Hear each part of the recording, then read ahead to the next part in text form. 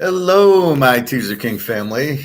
I hope everybody had a good weekend. I know we had a great college weekend. Pros, I don't know what the hell went on in the pros. The under games go over, the over games go under. All this fourth down bullshit. Let's go for two. It's really getting like I have to refigure like handicapping pro football because you have these incredibly bad coaches going like Buffalo KC. Should have been an easy over. 3 times inside the 10. Twice, I think Buffalo went for it on fourth down instead of kicking field goals. And once I think Kansas City, I think threw an interception. There was like 2 go for fourths and an interception at the 5-yard line. And then you miss by, I think we missed by 2 or 3 points of the over on a game that should have been easily over. And then you get like Seattle 12-9 or, very low scoring. And then you get a very high score game in the Jacksonville Indy game, which should not have gotten any scoring. So what I normally do when things happen like that, I review my notes, review how we could avoid these mistakes. And that's what I'll be working on. It works in college. So my system in college or theories work very well. Let's call them theories. They all work very, very well in college. Again, 17-3 this week. 2 of the losses are very small plays. The Rice over and the Penn State in 13. I also had Penn State over. So those 2 are very small losses. But in the pros, how does Tampa lose to Pittsburgh? I mean, what the fuck was that? I mean, Frisco doesn't show up against Atlanta, which I was a little worried about because they played in Carolina and stayed East Coast. Green Bay loses at home to the Jets. I mean, it's not even explainable. You couldn't pick that in 1,000 years. You couldn't say, yeah, Green Bay's going to lose at home after a lot. Okay, we'll give them London. Okay, so there's a lot of factors I got to iron out on the pros. College hit 3 locks, 17-3. Let's go through it. And then we'll go through the coming week's games. So we had Lou Lafayette pulls the upset on Marshall as 10-point dogs, 23-13. They had just lost to Lou Monroe. Do we have Lou Monroe figured wrong, or is Lou Lafayette stronger but lost to a good Lou Monroe team? This we don't know. Didn't play the game, but just curious. Baylor gets their quarterback injured, lose 43-40. It's a push. We're laying 3. We get 3. There, West Virginia is an over team, so that was kind of expected. Baylor, that's the problem with these A teams in college. They play some weak teams, so their stats are better. And you think they got this really good under, and then Oak State lights them up. So that's why I got to go more individual games. Like, Oak State put up 36. Now we see West Virginia putting up 43. Now we go, they're really not an under defense. They are a good defense. Excuse me while I nibble a little. I always eat lunch late. It's part of my diet where I want to wait like 18 hours to eat. So I eat at 6, 7 o'clock at night, and then I try to wait till noon. So anyway, it does make you very healthy because your body cleans. Temple, UCF, that's about what should happen. Temple's terrible, very weak team, no offense. I don't know if they have a good defense or not. And then UCF really has Plumlee, who's the quarterback from Ole Miss, who I'm surprised left Ole Miss. They put up a 70. So how good's UCF now? I do have them as an A team, and I do have Temple as like a bet against. So that kind of worked. It was a lot of points, 70, but that's what I expected. Navy SMU. I know we had thoughts on the Navy. Should I take Navy or not? They were down 40-20, scored 2 very, very late touchdowns.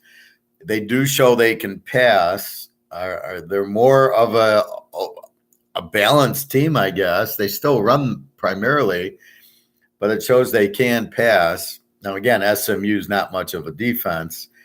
They're an over team, and the game did go over. It was 57, and you get a 74 on this. That's about, but the 40 by SMU is what I figured. I didn't think Navy would score that much, but they are. So now we got to revisit Navy. Navy's changing, so we keep an eye on that. UTSA, Florida International, they win by 20. They were laying 33. Florida International is a Z team. I'm surprised UTSA only got 30. I would have expected more like the UCF 70-13 game.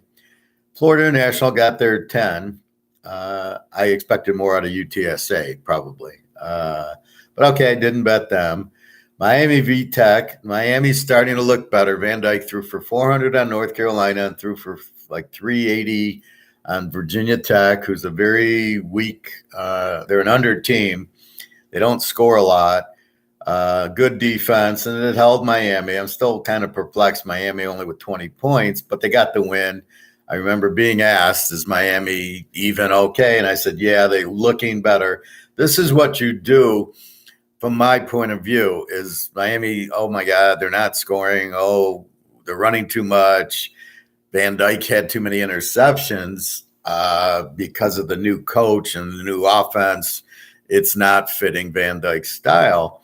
And now I think they figured it out. Hey, we got Van Dyke. He just threw for 400 on North Carolina, 390 here. So he's starting to get more of the feel, and the coach is kind of letting him go. So now I see them play North Carolina very good. Now they play VTech. So now I'm more like, okay, Miami, and they look like they have a good defense. So you got Van Dyke and the good defense. He's got some receivers out. His favorite receiver is out, which is hurting him also. So keep that in mind. So, but Miami is on the move up, and they held North Carolina to 20. I think it was 27-24. So that's what I'm noticing. Kansas, Oklahoma. Now we have Kansas. That was the free play. Getting 15.5. They lose by 10, 52-42. If the quarterback, Gabriel, would have been, okay, he's playing like the time I had with Jefferson at Arkansas, I knew he was playing like Thursday. I would have locked this game over because Gabriel's going to light it up for Oklahoma, and Kansas is going to light it up because Oklahoma's defense sucks. Without Gabriel, it was a Kansas play. With Gabriel, it was an over, and it would have been a lock. So this is where I didn't know until game day. And if you look at my Saturday show, I even say I should lock it over, but I didn't really have time. If I'm in Vegas, I make a huge bet on it, right? But on the site, I can't just go and add it. It's 11:15 for a 12 o'clock game. Had it been a night game, I could have locked it. But I got to give people, are they eyeing my site? I try emailing as many customers as I can that I have the emails that, hey, I've added this play or I put a lock out there. But in this situation, I just didn't have enough time. For me, I did, but for them, I didn't. So it was definitely would have been a lock at 65 with Oklahoma's defense and if Gabriel plays. So, but he did play, so now we know for Oklahoma for next week. Kansas is I didn't mind Bean. I thought that was a mistake, the line jumping for Bean. When Daniels was out, the quarterback, Bean looked fine against TCU, who's a much better team than Oklahoma. Minnesota, Illinois. Illinois' quarterback did play, even though he was like not going to, but he did. We had it under another winner. 26-14 is a 40. Over under was 39.5. So tease it 45 and a pretty comfortable under. So Kansas was a winner with 15 in a teaser. 52-42. They sure play high scoring games, don't they? Penn State, Michigan. Love the over in the game because it was only 49 or 50. I think at the time I played it, it was 50 or 51. So it's 45. I go, that's a joke. Here, Michigan basically covered it by themselves, scoring 41. Again, Penn State, it's a close game, 4th and 1 or 4th and 2. What do? They go for it. They don't get it. Game's over because now Michigan's got momentum. This is the thing that I don't understand with these coaches. They're so stupid. First of all, they assume they're going to get every 4th down and 1 or 2. Like, oh, it's no problem. Look at us. We're going for the win. It's all bullshit. Going for the win means kicking the ball and playing defense in a 20-17 game or whatever the score. The score is very close at the time. And you killed yourself. You shot yourself in the foot. You gave Michigan momentum. And then it was really just running plays. So it really is immaterial on the quarterback. So Michigan against Iowa had a hard time because they could stop the run. Michigan is a 90% run team. Quarterback's kind of mute. He's just to kind of keep balance. See any good? He looks okay. Doesn't really do much. I like McNamara better, but as long as they can run the ball, they're fine. Now this is going to be a very interesting game with Michigan State because this is Michigan State's Super Bowl, not the Ohio State game, as some guy said on the radio. So they're both off this week, and then Michigan State next week. And all I know is I've gotten burned a couple of times playing Michigan at Michigan State. Last year I was smart and I took Michigan State and got the W. This is always a close game, and Michigan running, State will be able to stuff them pretty good. And what they did on Wisconsin, Wisconsin, they've been beating up, New Mexico State, and they beat up some in Northwestern. I mean, that's their wins against two terrible teams. They lost to Illinois, got killed by Ohio State. They got killed by Washington State. So they're not a good team. Anyway, so Michigan looks good here, but this is what they do. At home, they win. On the road, forget about it. So how good or bad is Penn State? I don't think Penn State's that bad. You can't fuck with the 4th and 1 because if you don't get it against a team like Michigan, you're screwed. And even if you do get it, what was the reward? I don't remember the play. I wasn't watching it. I watched the highlights, but it was probably at their 30 or 20, I assume, and they didn't at the Michigan 20. Kick your field goal. I was surprised because it was like 20-17 or 24. It was like 24-17 because I knew I was over 45. So I only use one more touchdown, and then I get it. CMU Akron. Again, CMU minus 13. So you land 7 and then win by 7, 28-21 against the Z team who sucks. Central Michigan, there's something wrong with them. They are an explosive team. Look at the Oak State game. Yet they haven't scored a lot in any game after that. Even they played Lehigh, and it was 38-0 against Lehigh, and that was mostly second half scoring. It was like 17-0 at the half against freaking Lehigh. So there's something wrong with CMU. They're not explosive. They're more of a passing team. I just don't think they have a running back this year, or he must have gotten hurt. But so keep your eye on CMU. Is not very good.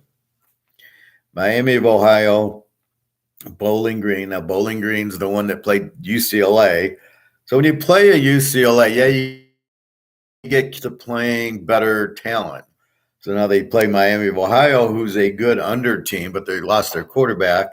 And Bowling Green, as a home dog, wins 17-13. I have under circled. I didn't play the game.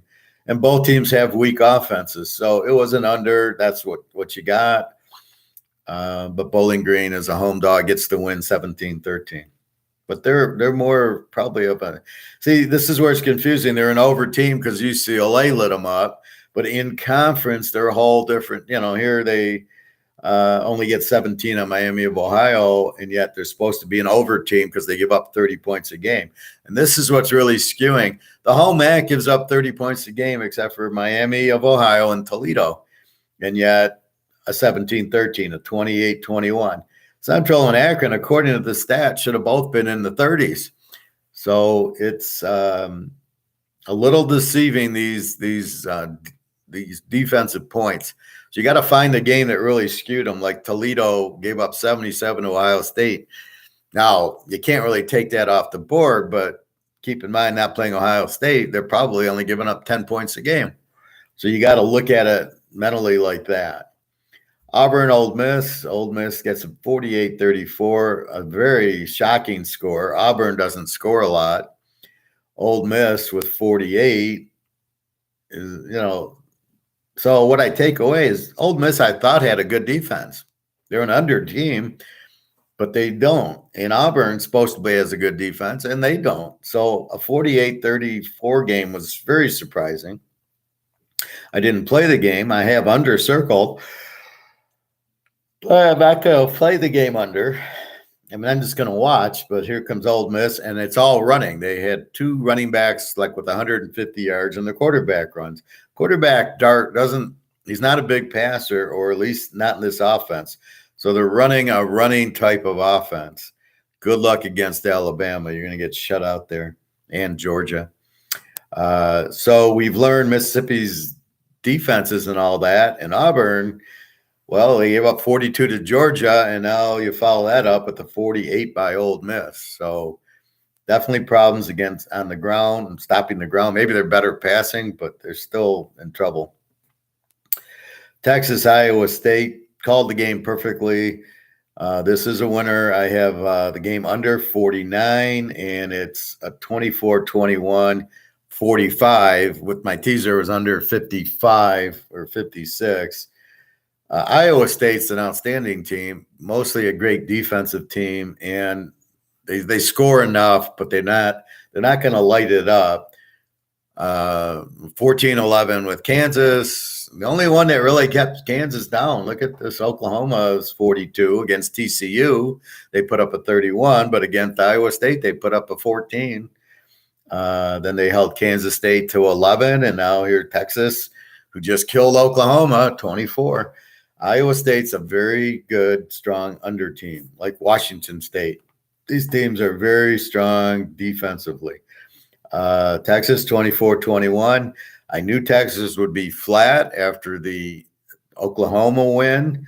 You can't win 49-0 against Texas, your big rival, in a big game, and then get up the next week against an Iowa State team, man. You are in big trouble because this defense comes, and you're going to be in trouble because you're not going to be able to match the Oklahoma level. So it was either take Iowa State. This 15 was way too much. I couldn't believe the line. This should have been – I had it as 10, but even that was kind of like I'm a hope because I wanted to take Iowa State. But so what I'm analyzing when I'm looking at the games is, do I want the over-under or do I want the team? And in this case, I love the Iowa State in 21, and I love the under, and I just figured that the under's safer in case Texas won by a little bit, but we got them 24-21. So keep your eyes on these emotional wins and losses. See, Oklahoma wouldn't have won, but their quarterback came back because they had just lost. So they've lost like 3 games already, Oklahoma. They're not Oklahoma, right? Think about them as Texas Tech, basically. Explosive offense, no defense. So Oklahoma, when you think Oklahoma, think Texas Tech. That'll help you bet the games because you're going to realize they don't have a good defense. Their offense is good when Gabriel's in there. Without him, they stink. So that's what you have to realize. But their coach, he's in way over his head. I mean, you come to Oklahoma from Clemson, and you're a defensive coach. This team has no deep. They got to be, I think they're averaging giving up over 40 points a game. How does that happen in Oklahoma? Jesus Christ. But keep that in mind, but the line isn't right. There's no way Oklahoma should be a 10-point favorite in this game. Are you kidding me? Over under 65 once Gabriel, so it was adjusted from like 62, I see. It gets adjusted to 65 once he's there. This should have been a 70 once you knew Gabriel was quarterbacking because they're going to score, but they have no D in Kansas, is going to score. So I had to wait if he doesn't. So I assumed he wasn't playing with the concussion, and that's why I took Kansas. If I knew, like now, if I know he's playing, this will lock over. So we'll see who Oklahoma and Kansas play this week. Old D, Coastal Carolina. This is a shocking game. Old D beats them 49-21. Hey, Benila. Everything's fine. Cowboys let me down last night. Why? Cowboys covered. I mean, if you teased them, that's why we tease, Benola. I had them under. That was my lock, and I had them twice. Once with Washington State. They're an under team. He threw the 3 interceptions, which was ridiculous. But that's what you got to look at. They're an under team, and bet them under. It was a really weird day yesterday in the pros. College, I'm getting what I expect. Pros, I don't know what the hell. Jacksonville goes over, and then San Francisco goes under. San Francisco did stay under. They lose. Green Bay loses. Are you kidding me? Anyway, Old D, 49-21 over Coastal Carolina. You got to be kidding. Now, McCall had a good game. He threw 400 yards and 3 touchdowns. But what happened is Old D, and this is really the hidden part of this, is they had a running back, Wilson, who ran for like 250 yards and 3 touchdowns or something. It's just a huge game. That's why I watch the running backs, and that's why I mark down, are they a balanced team or a passing team? You get a balanced team, like a Baylor, like an Oak State, even my Kent team. When you get a balanced team, you can run. It makes you unstoppable, and that's what I look for. So now I know Old D, and I'm circling this guy Wilson, and I'll put him on my stat sheet. So now when you got to mess with Old D, now you got this running back running for 200 yards, and then a good running team is the weakness for Coastal Carolina. How they got 49 is unbelievable, but that's a surprise. I didn't bet it, but that's what you keep your eye on. So something's wrong with Coastal Carolina too. They're not. I would have expected them to score more than 21 points, especially McCall had a good game. So you can't blame that on interceptions. Benila, I had a teaser as well, but got screwed on the KC Buffalo over. But looking forward to colleges. Can you believe that game had to be fixed? I mean, 3 times, I talked about it earlier, 3 times inside the 10, nobody scored. One was an interception, and twice, I believe, was on 4th downs. So Buffalo goes for it on 4th down at the 5, an incomplete pass. One of them throws an interception in the end zone, I think KC, at the 5. So instead of scoring 3 touchdowns, and you barely missed the over, the over should have hit. It didn't miss. What was the over in the game? The over was 53, so 47. They score 44. 3 times inside the 10. That's 3 field goals. That W. 1 touchdown. It's a W. If KC scores at the end, it's a W. So something was smelly in that. Everybody was betting it over, and again, this is the bullshit of the league with the DraftKings and everything else, right? So if there's a lot of money on the over, what do? And they know people are betting teasers, so what do? They say, no, you can't, no scoring in this game. And I'm sure that's what's happening, and I'm sure it happened in the Jacksonville Indy game in reverse. How the hell do they get to 70 points in Indy Jacksonville? Are you kidding me? So something funny is going on in the NFL. Absolutely. Derek. Hey, Derek. Told you Buffalo's on a mission. Now Buffalo wins the division and championship. San Francisco is injuries and defense right now. No, well, one of the scores was a fumble they returned for a touchdown. Where was their offense? I did get a little scared because they had played in Carolina and stayed in Ohio, and then so they stayed East Coast. That was the thing. Buffalo on a mission. I don't know. They didn't. It was a close game yesterday. I don't know. I think KC should have won the game. It's a good win for Buffalo, but usually what happens is the team that loses the championship game, if they're any good, wins it the next year. That happened a lot. If you look back at the history of the NFL, like Miami in Super Bowl, 8 or 9, lost to Dallas and then came back and won theirs. It seemed like early on, like Kansas City lost to Green Bay, then beat Minnesota. The only team that it didn't was Minnesota and Buffalo, who lost 4 straight in the Super Bowl, didn't get it. And then like Jimmy Johnson didn't lose. He just kept winning. But no, I noticed that a lot where a good team needs to lose and then comes back and win. There's a few exceptions. Montana didn't need to lose.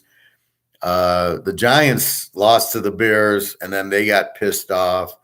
And then they won in '87. They beat the Niners when they knocked out Montana.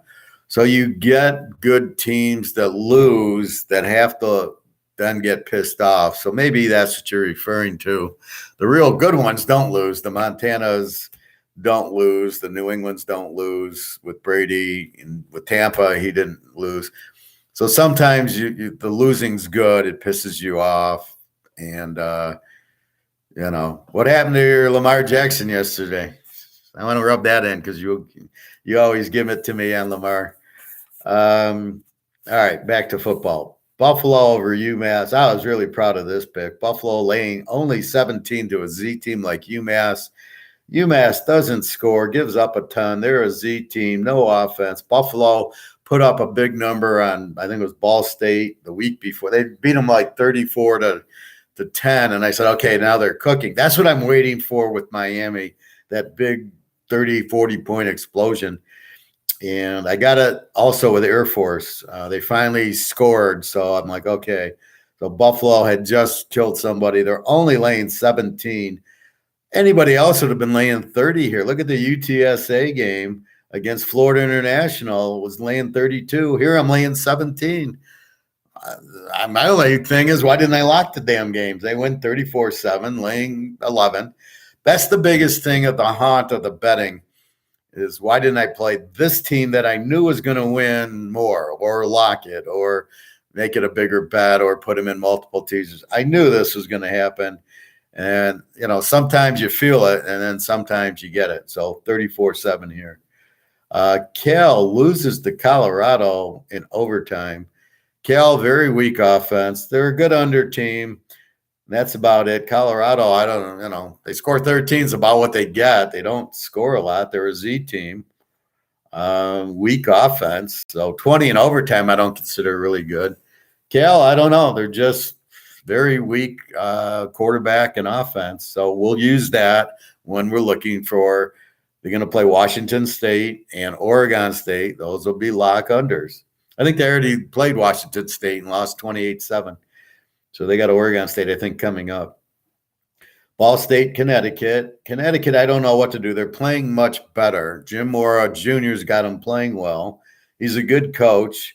So, again, it's the coach. You got a good coach, you can win. If you got a bad coach, you're screwed. And I bring it to the Detroit Lions. They got a coach that's Patricia, never coached before. Now you're bringing this idiot Campbell, who I think he thinks he's supposed to go for it on fourth down every time, which I've never seen in my life. So again, here comes Mora in, and they're playing. Ball State's an even team, a 46, 25-21. Ball State does win, laying 9 to lay 3 in the over 47. So Connecticut's getting better. So they're not a Z team. UMass is still a Z team. Florida International is still a Z team. Colorado in conference is still a Z team. But UConn is no longer a Z team. They're not. The Z team does what Mass does, lose 34-7. That's why we look for them and why we find them and why we bet against them. That's what we're expecting, a blowout. We're not expecting 25-21, so UConn is not a Z team. NC State, Syracuse. I'll look at comments in a minute. Syracuse have this game pegged perfectly. NC State's Leary, the quarterback's out. He's out for the year. Syracuse, they both have strong defenses. The over-under was 43 for some reason. Quarterback's out. I played this game under pretty strong. Both teams, strong defenses, 24-9 Syracuse. So keep in mind, it's against the team without a quarterback, NC State. He got hurt, I think, in the Florida State game. That's why that game was low scoring. So 24-9 against the good NC State team. So Syracuse, strong defense. again, again, not against the starting quarterback. So take it with a grain of salt, but take it that they have a good defense, and they got Clemson this week, which we'll talk about when we look at this week's. So this game was an under. Another easy winner is 43. I choose it to 49, 24-9. I love it. It's not even close for the unders. Mary Indy, Mary minus 11. Wins by 5, so 11 minus 6 is 5. So it's a push in the teaser unless you were able to get a 10.5. Indy scores 33, so Mary's not very strong. They're high scoring, as we know, but see here I have them with an under defense, but Indy puts up 33 on them. So again, the defense is a little misleading. Again, it's the Division II shutout that skews the over-unders. That's why you got to be careful calling them an under. But like UCLA and Utah were both under defenses. And then I looked at them, and UCLA gave up, scores a 70 with Washington, then puts up, South Alabama puts up 30. I go, UCLA's not an under. I like the Utah game, easy winner. And then seeing Utah give up all the points to UCLA, I go, they're not a real tough defense. So I locked the over in that game, and that game was over. It was 49 at halftime. I loved it. So Murray's an over team, not really an under defense. Indy's an over team. Apparently can score, but I wouldn't mess with them against Ohio State or teams like that. Northern Illinois, Eastern Michigan. Northern Illinois was the dog here, which I was shocked. This should have been an over. Now I have both. Again, this is MAC. All the teams give up 30, but Toledo and Miami of Ohio, and yet here 39. They hold Eastern to 10. Northern Illinois, easy win. I liked them as the dog. I thought that was strange. Northern Illinois is usually a good team, and they win 39-10. So, again, you didn't get the over you were expecting, but I didn't play it. And the last one on this column, Kent and Toledo, Toledo minus 9. My Kent finally scored for me, 52-31. So this would have been a normal over. Now, this is not a game I would have expected over. Toledo with a good defense. Yeah, and Kent hasn't been scoring, but Toledo beats them 52-31. So I was happy to see Kent get 31 because I want to bet Kent over. I don't really want to bet Kent, but I want to bet him over. You get an 83 over under 62. All right.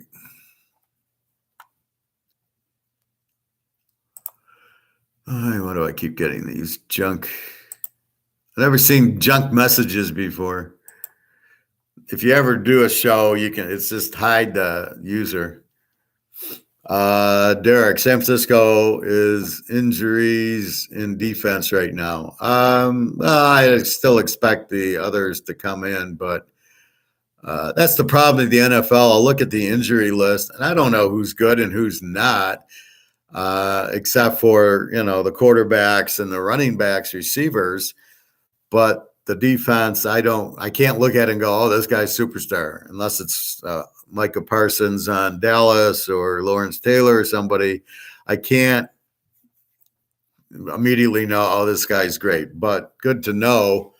I don't know who their stars are on defense, but you'd think they'd have good backup. So good to know. Because it does get caught in the mix, and there's so many injuries. When you go through the injury list on 99 out of the 100 teams in the pros, 31 out of 32, it's like 20 people long, and a lot of them are questionable, so you don't know if they're playing. I don't know, so I'll agree with that a little bit, but I don't agree with it all. That there's that many injuries. Bonilla, yes, I agree, Howard. Also, a lot of the time what happens is the team who loses in the regular season game usually comes back hard when they play again in the playoffs. So look for Casey to eliminate. Well, if it comes to that, Cincinnati will eliminate both. Yeah, I mean, it's a hard call. It was just a game. I mean, all these fourth down crap. I mean, and then KC at the end, he throws the interception, I think.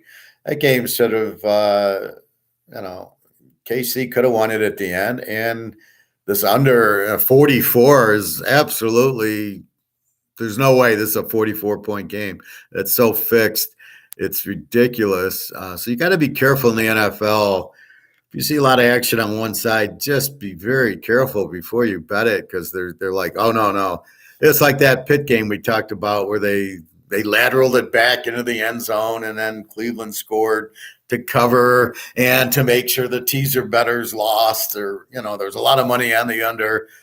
How do we get enough more points? Oh, we'll run the lateral. And I can imagine that the mafia is on the mic with the coach going, you're going to run the lateral play and you're going to give him a touchdown. And the guy's like, sure, that's what happens. Derek, Lamar had one bad time at the end. Again, put in a bad position at the end of the game. They were kicking Giants' ass. They were up double digits in fourth quarter.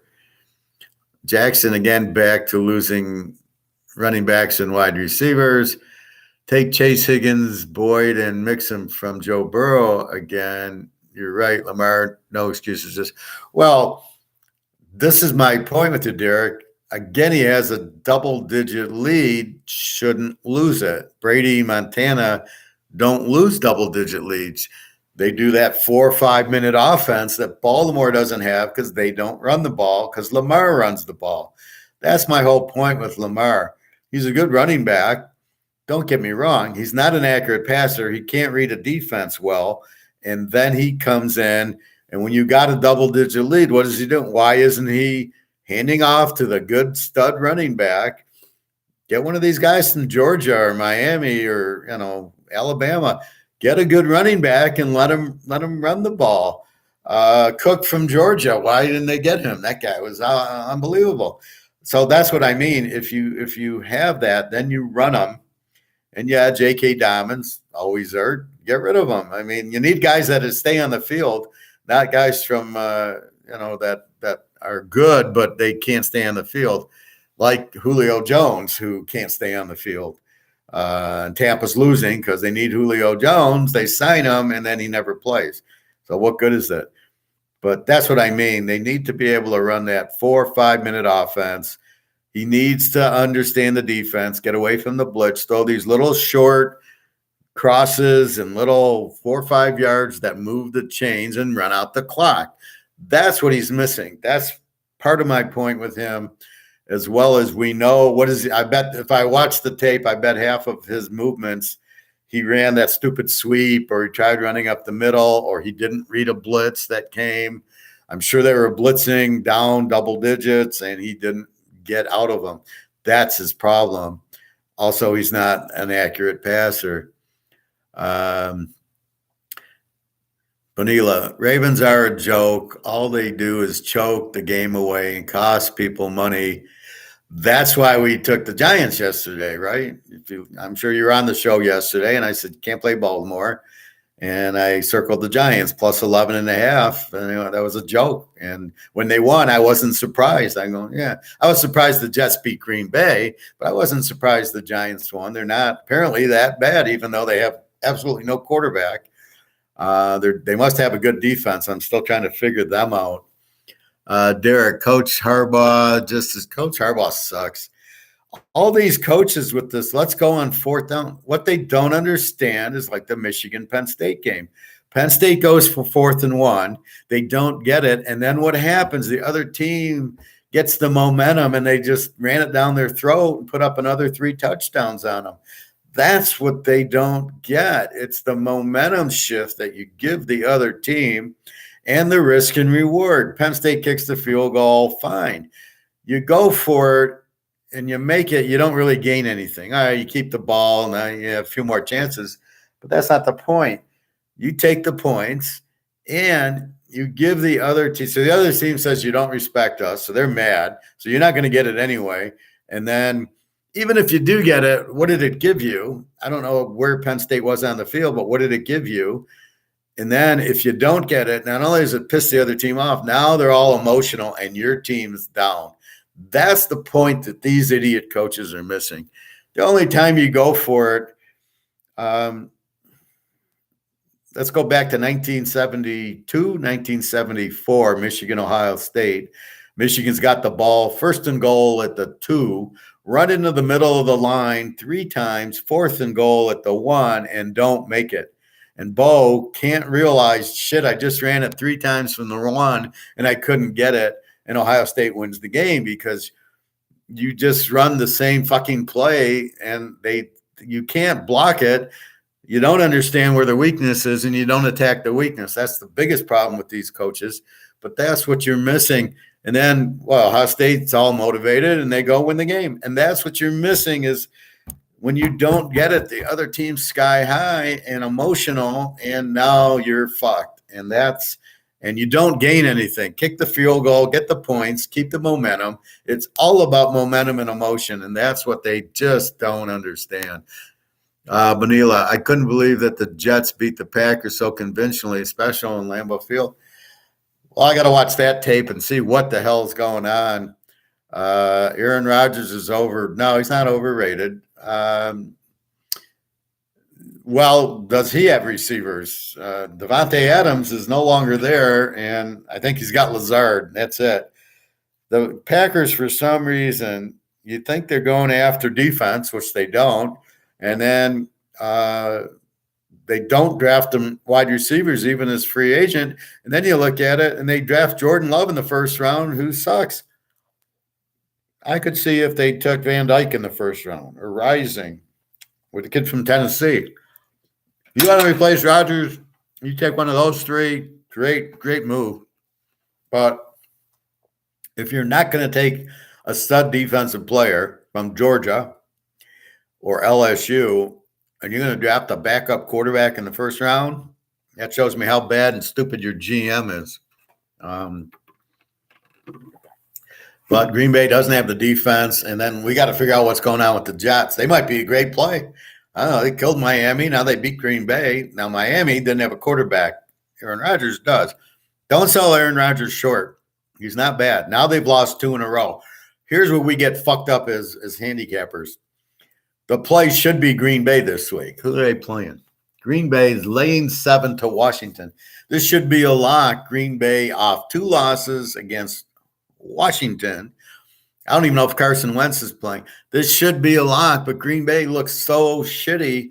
How do you have the balls to bet Green Bay? Even leaving emotion at the door, just analyzing the game, you look at Green Bay and you go, I don't know if they're going to beat Washington.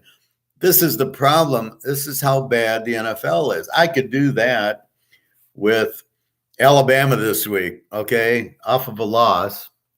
Alabama plays who they play. I know they're playing. They're 21-point favorites over Mississippi State, and they're going to kill Mississippi State. I mean, off of a loss, they are not losing too.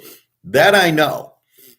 USC off of a loss will play. Look at Utah off of a loss to UCLA, beat a fucking good USC team. Okay, off of a loss, the good teams bounce back.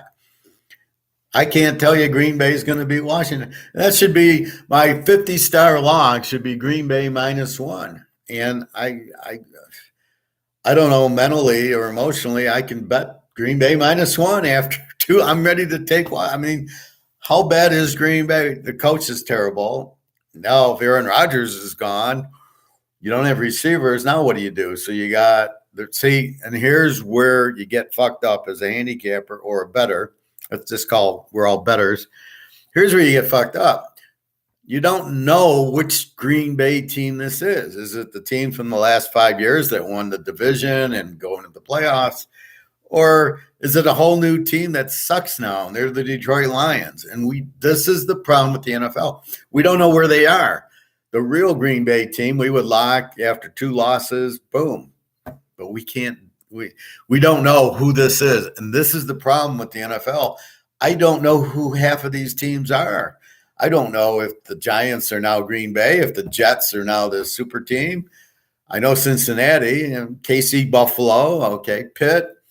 They get blown out and they beat Tampa. Now I don't know what Tampa is. Tampa should never have lost that game. That was ridiculous. They had the ball at the goal line early, and they went for fourth down, didn't get it, I think. Pitt, where's Pitt scoring? And then Trubisky comes in, and he's running around like he's good. I mean, where were the blitzes by Tampa? You got Pickett and that. You blitz them. You blitz them every play. They're not. They can't read a blitz. They can't move. I would have blitzed Pickett, and he wouldn't have had. He was like 11 to 12 for 50 yards. I mean, all he's doing is throwing these little checkdowns. Real, and you lose to that. Really, you're kicking all these field goals. You don't know Pitt's going to blitz. I mean, it's just the coaching's so bad. And I do realize Tampa got a new coach who used to suck at as he was the coach of the Jets, and now he's killing Tampa. Brady needs to just coach the team and go. All right. Okay, Derek. Aaron Rodgers is overrated. Not overrated. Again, we got to look at the receivers and the play calling. Packers run the ball. Defense is BS. Packers horrible. They're not horrible, but this is, again, the play calling. And, again, they're not, they don't have receivers. You can't get rid of Devontae Adams and then not bring in a kid from Oak State or Baylor or USC or UCLA. What are you doing, man? You could get these guys free agent out of UCLA or Utah. Look how strong they are, but you can't even, you're not even getting free agents. So it's not really Rodgers. It's the GM not giving him receivers, and then the coach, if he's going to run the ball, then you're taking it out of your best. It's like Miami of Florida. They're not letting Van Dyke throw. Now they started to, and now he threw for 400 and another 350. So now they're realizing he's the key, and that's what Green Bay's got to realize. And believe me, Rodgers is screaming at the coach to throw the ball more. So we will see that. Benila, Rodgers always been a talented quarterback, but he just lacks the passion. I don't think he lacks the passion. I think he's fine. I think he's very passionate. I just think they've never had a defense, and you don't win without a defense. Derek, don't relax retirement. I don't understand. Professor, please don't use excuses for Rodgers right now. He's horrible. He's not horrible. People are looking at previous years from double-digit favorites and getting their ass kicked. Rodgers thinks, okay, I understand your point, Derek. You've made your point. I'm not making excuses for anybody. I try to view the game the way I see it, open and honestly. I'm not making excuses for anybody. I'm just telling you how I view it, and I'm an expert at it. So what I'm looking at is what I see. Now, let me go look at the Jets film. Against the Giants, I thought it was a terrible play call at the end to try to score the touchdown in the corner of the end zone and got knocked down. Is that Rodgers' fault? Maybe he should have got out of the play call. It was a stupid play call, but I mean, he tried to win. So would you rather have Rodgers than, your quarterback, whoever your team is? I wouldn't mind Rodgers. So I'm not trying to make excuses, but I'm just trying to be real. I mean, don't start thinking he's not a good quarterback. He still can fire the ball. They still went to Tampa, and he's not bad. He just, let's see what the Jets did to him to make him go bad. Did they go for it on fourth down? Too many run up the middles on fourth down. I see that. What I really see in the NFL is horrible coaching. Just terrible, terrible coaching. All these fourth downs, let's run up the middle on fourth down, or these too many running quarterbacks. You got running backs and receivers. That's what the quarterback's job is. Get the ball to the receivers that you're paying $10 million to. That's the whole point of it. That's why you have them, to spread out the defense, to balance your offense with running and passing. That's why you need a quarterback. Once your quarterback does a Josh Allen, starts running, that's why he hasn't been in the Super Bowl yet. because he's got to throw better, and they need to run the running backs. That's why you have these positions. Otherwise, they shouldn't have any running backs on Buffalo. It should just be Josh Allen, and he should have 6 receivers out. Well, what, 5, 6, 5? You should just play with 5 receivers because you're obviously not going to give the ball to the running back, and he's the running back. So I think this whole thing of these offensive coordinators are all like whatever you call it. This is just a new breed, and they want the quarterback to run because it gives you more blocking. Although as they all get injured, you realize, wait a minute, I can't. That's why they don't run. Johnny Unitas back in the 60s. So he wins the 59 championship game, beating the Giants in the overtime game. And then where did he go? He never beat the Packers. The one game, Tom Brady had to quarter because he got hurt. Then he gets hurt. He's not the quarterback against the Jets in the 68 Super Bowl. He couldn't beat the Packers at all. Then in the 70 Super Bowl, he's again injured. He gets injured in 71. I mean, he was always injured because he ran, and they needed him. And I think he only won one. Well, he won 2 Super Bowls, right? Or 1 Super Bowl, and that's 59 championship. And my point is, that's the problem with the running quarterback. John Unitas, great quarterback, yet he kept getting hurt. You need him on the field. That's what happens. That's why Brady's like very special. He doesn't get hurt. He doesn't really take the sack. He just goes down. He doesn't run much. If he does run, he slides. As the Mahomes, as Russell Wilson, those are the smart quarterbacks. That's why they're not hurt.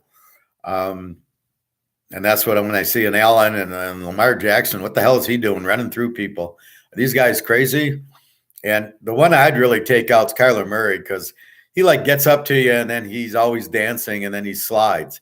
I'd take that guy out. I'd pull a Jack Tatum on him because he really bothers me because he kind of taunts the defense and you're like, no. Don't fuck with me. So anyway, back to college. We'll get to the pros a little later. Ohio against Western. I know I got asked about Ohio. I said they were a good play. I have them 14-point favorites. They win the game by 19. The real spread was Western -1. Are you fucking kidding me? I couldn't believe it. Western just got destroyed by Eastern, who's not that good. We just talked about Eastern losing to Northern Illinois. Western gets killed. Ohio's not bad. They can score, and they were even. I did not understand that spread. They must have got confused with Western and Eastern, but Ohio wins 33-14 in an easy one. Again, I was just shocked. And I wish I had them on my 10-teamer instead of San Jose State. Georgia, Vandy, exactly what I thought. Almost hit the score. I think I called 58-0, 55-0. I wasn't sure of the shutout. That's what led me to not play them under. But I liked -32 more than I liked under 64 because I was worried Georgia almost got 62 by themselves. That's what I was worried about. And then Vandy would score a little because Georgia was giving up points. But here they shut them out. Georgia's getting a little bit pissed, and they're starting to play. Look out. Georgia 55-0, easy winner. Alabama, Tennessee, the free pick. I had it perfect. Over 64, 65, 66 was a joke. Once I knew Bryce Young was playing, it was an easy over because I knew Tennessee was gonna pound them as far as that. I told you that was Alabama's weakness. It's kind of a mobile quarterback who can throw. Alabama's secondary sucks. They can blitz you and you can't run on them and they'll put pressure on you. But if your quarterback's mobile and can handle it, and that's what Hooker looked so much better than Bryce Young. It's unbelievable. Bryce Young dances a lot. He reminds me of Kyler Murray, but Hooker actually makes good passes. He was tremendous in the game. 52-49, easy over. I think I had it 5 minutes into the third quarter, and it was over like 60. That was our free pick, so everybody should have won that game. But that was exactly – see, that makes sense. Where was Buffalo, Kansas City? Should have done exactly this, 52-49. I mean, you don't fuck around, you score. So Tennessee, now we're going to be careful with Georgia. I don't know what to do with them there. Georgia's a whole different animal than Alabama's defense. Georgia gets to the quarterback and has a secondary. I don't know. I don't know what I need with Tennessee to take them, or I guess we go over how to play it because Georgia's defense is so good, but Tennessee should be able to score on it. I think this will actually be a competitive game with Georgia, and they could have, I don't know where the game's at, but I think Tennessee, can I play them as a dog? I don't think so, but I think it could be an over. Let's see what the line is. Oak State, TCU, have the game over. I like Oak State, tease the dog. I bet it over 68. That was lock number 1. Lock number 2 is USC, UCLA, or USC, Utah over. And lock number 3 is Washington State under. All 3 easy winners. This game, it's 30-23. I'm like, where's TCU keeps kicking field goals in the game. Finally, late in the 4th, TCU scores, ties it up. It's a winner at that point because it's 30-30. We needed 62, and then somebody's going to win. Somebody's going to kick a field goal to get to 63. So it was an over when TCU tied it at 30. Just so many field goals. Oak State was playing that too deep zone, and I think TCU was too. Oak State looks very strong. So does TCU. This is exactly what I thought. The overtime gets you into the 80s, but otherwise you're in the 60s, which is, again, what I thought would happen. So the over does come through. These two teams should be in the playoff without question. This is a joke, this playoff system. These teams can beat anybody. Oak State so strong, and so is TCU. Just really, it's a shame, this playoff system for 4 teams. And then, it's all Alabama. Yeah, right. Alabama couldn't handle either of these teams. They couldn't handle Tennessee. They certainly couldn't handle TCU or Oak State with these offenses. Ark State, Baylor, BYU waited for Jefferson. He's probable. He plays. They're a dog for some reason. Lane 1. I have Ark -7 with Jefferson. They're +1, so it's an easy dog, and they win 52-35. So again, that's why the quarterback's key. Gabriel plays, they win. Levis plays for Kentucky, they win.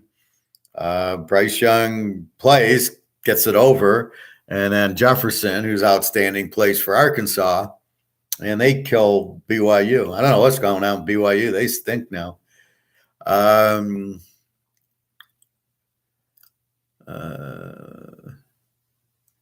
Where are we at? Please don't use excuses. People. Okay. Vanilla Rogers got blown out many times by the Kirk Cousin, who sucks too. Rogers is still better than many others, but he's a second-tier level at best. Derek, I'll access him at the end of the year. Right now, I'm staying far from Green Bay. This is the money game right now. Green Bay ain't it.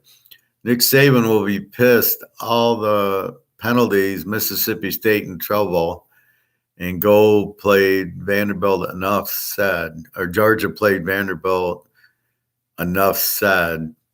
I don't know what that means. Well, I mean, but from week to week, so are you off Tampa Bay because they lost to Pittsburgh? Are you off Pittsburgh because they got blown out by Buffalo? Are you off Kansas City because Buffalo beat them?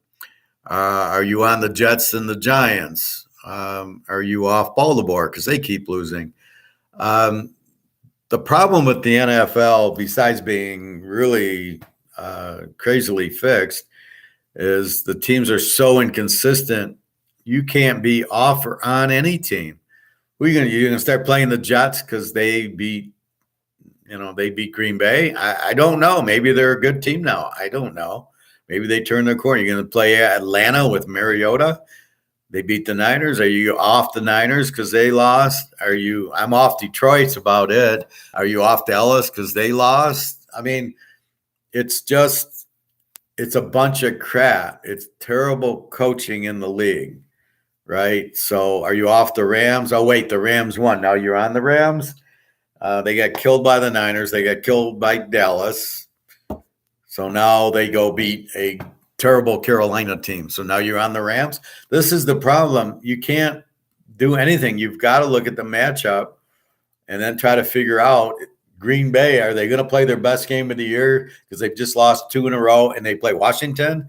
Logically, yes, you should play them because this is the time to play them off of 2 losses against the worst team in football, Washington, with Carson Wentz, who's injured. So this is the problem. You cannot look. You're looking at last week's games and you're saying, well, I'm not betting them because they lost. You can't do that. You've got to look at each one, and you're the player. You've just lost 2 games. Are you going to not play? So, yes, we just mentioned Alabama will be on fire. Georgia played Vanderbilt. I don't understand the comment. That's exactly the score I thought would be, was 58-0. So I don't understand. Western Kentucky, Middle Tennessee. Western Kentucky -8. Middle Tennessee. Western Kentucky's kind of an A team. Middle Tennessee's an over team, but they didn't go over here. They go to play a 52, 35-17. Western Kentucky, if you tease them down to 2, was the winner 35-17. I kind of circled that. I didn't play the game. Middle Tennessee, again, you don't know. They're supposedly an over team, but they scored 17 on Western Kentucky, who I think's not bad defensively because they held UTSA down. So I don't know. I know they got a good quarterback and they normally have this explosive offense, but again, I don't know what I'm seeing with Western Kentucky. So I'm just watching right now. UAB Charlotte. Reynolds with Charlotte kept it close. Lane 23, I thought was a bit much. Charlotte's all over with Reynolds, great quarterback. UAB, very strong team. They're an A team. Over under was 65. They only made 54, so it didn't go over. It was about what I thought, 34-20, but I didn't play. I thought the spread was too much for UAB 23 because you never know with Reynolds if he's going to get hot. Texas State, Troy, who knows? Troy's an under team. Texas State's an even team. So even teams score in the mid-20s, give up in the mid-20s. Where an under team will score like 19 and give up 19. And that's exactly what you got. 17-14. Troy gets the win. Over-under was 47, so you could have played it under, but it's a hard thing to really – what's Texas State going to do? North Texas is the explosive team, not Texas State. This is the problem. Florida Atlantic, Florida International, Georgia Southern, Georgia State. Who's who? I used to get confused with South Florida and UCF till Nebraska's coach went there, and then they started blowing everybody out. And I go, okay, UCF is the good team. South Florida sucks. South Florida still sucks. And UCF's back to being good. Georgia had it easy. Eye test, Professor. Green Bay sucks right now. There's no such thing as an eye test. They sucked against the Jets, and they're not playing the Jets this week. This is the problem that I have when I hear eye test. If they were playing the Jets again this week, I'd agree with you, but they're not. They're playing Washington. Washington sucks. The Jets apparently don't suck. They just killed Miami. Now they won Green Bay. Are they that bad? Let's see them against Buffalo. Maybe they beat Buffalo. Then you go, well, shit, the Jets are really good. Now Green Bay's not as bad because they lost. So let's say Green Bay lost yesterday to Buffalo or Kansas City or, Cincinnati. There's really not too many real good teams. Let's say they lost to Buffalo. Would you be saying the same comment? You go, no, Buffalo is great. And they lost. Is Kansas City, are you off Kansas City because they lost to Buffalo? No. You realize that. So we don't really know who the Jets are. So your eye test is what? You think the Jets suck. But do the Jets suck? Well, looking at my analysis, the Jets are an even team.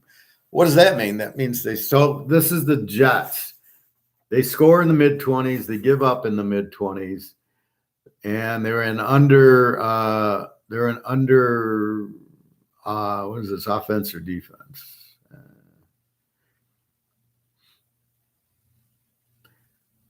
Now they have an under defense. This is a pretty good defensive team, the Jets, with that coach from the 49ers who was a great defensive coach. So who did Green Bay lose to? Did they lose to a Z team in the Jets, or did they lose to a good team? And they lost to the Giants, who's hot, who just beat Baltimore. So are they really that bad? They're just not really that good. And Rodgers, he's running the ball too much.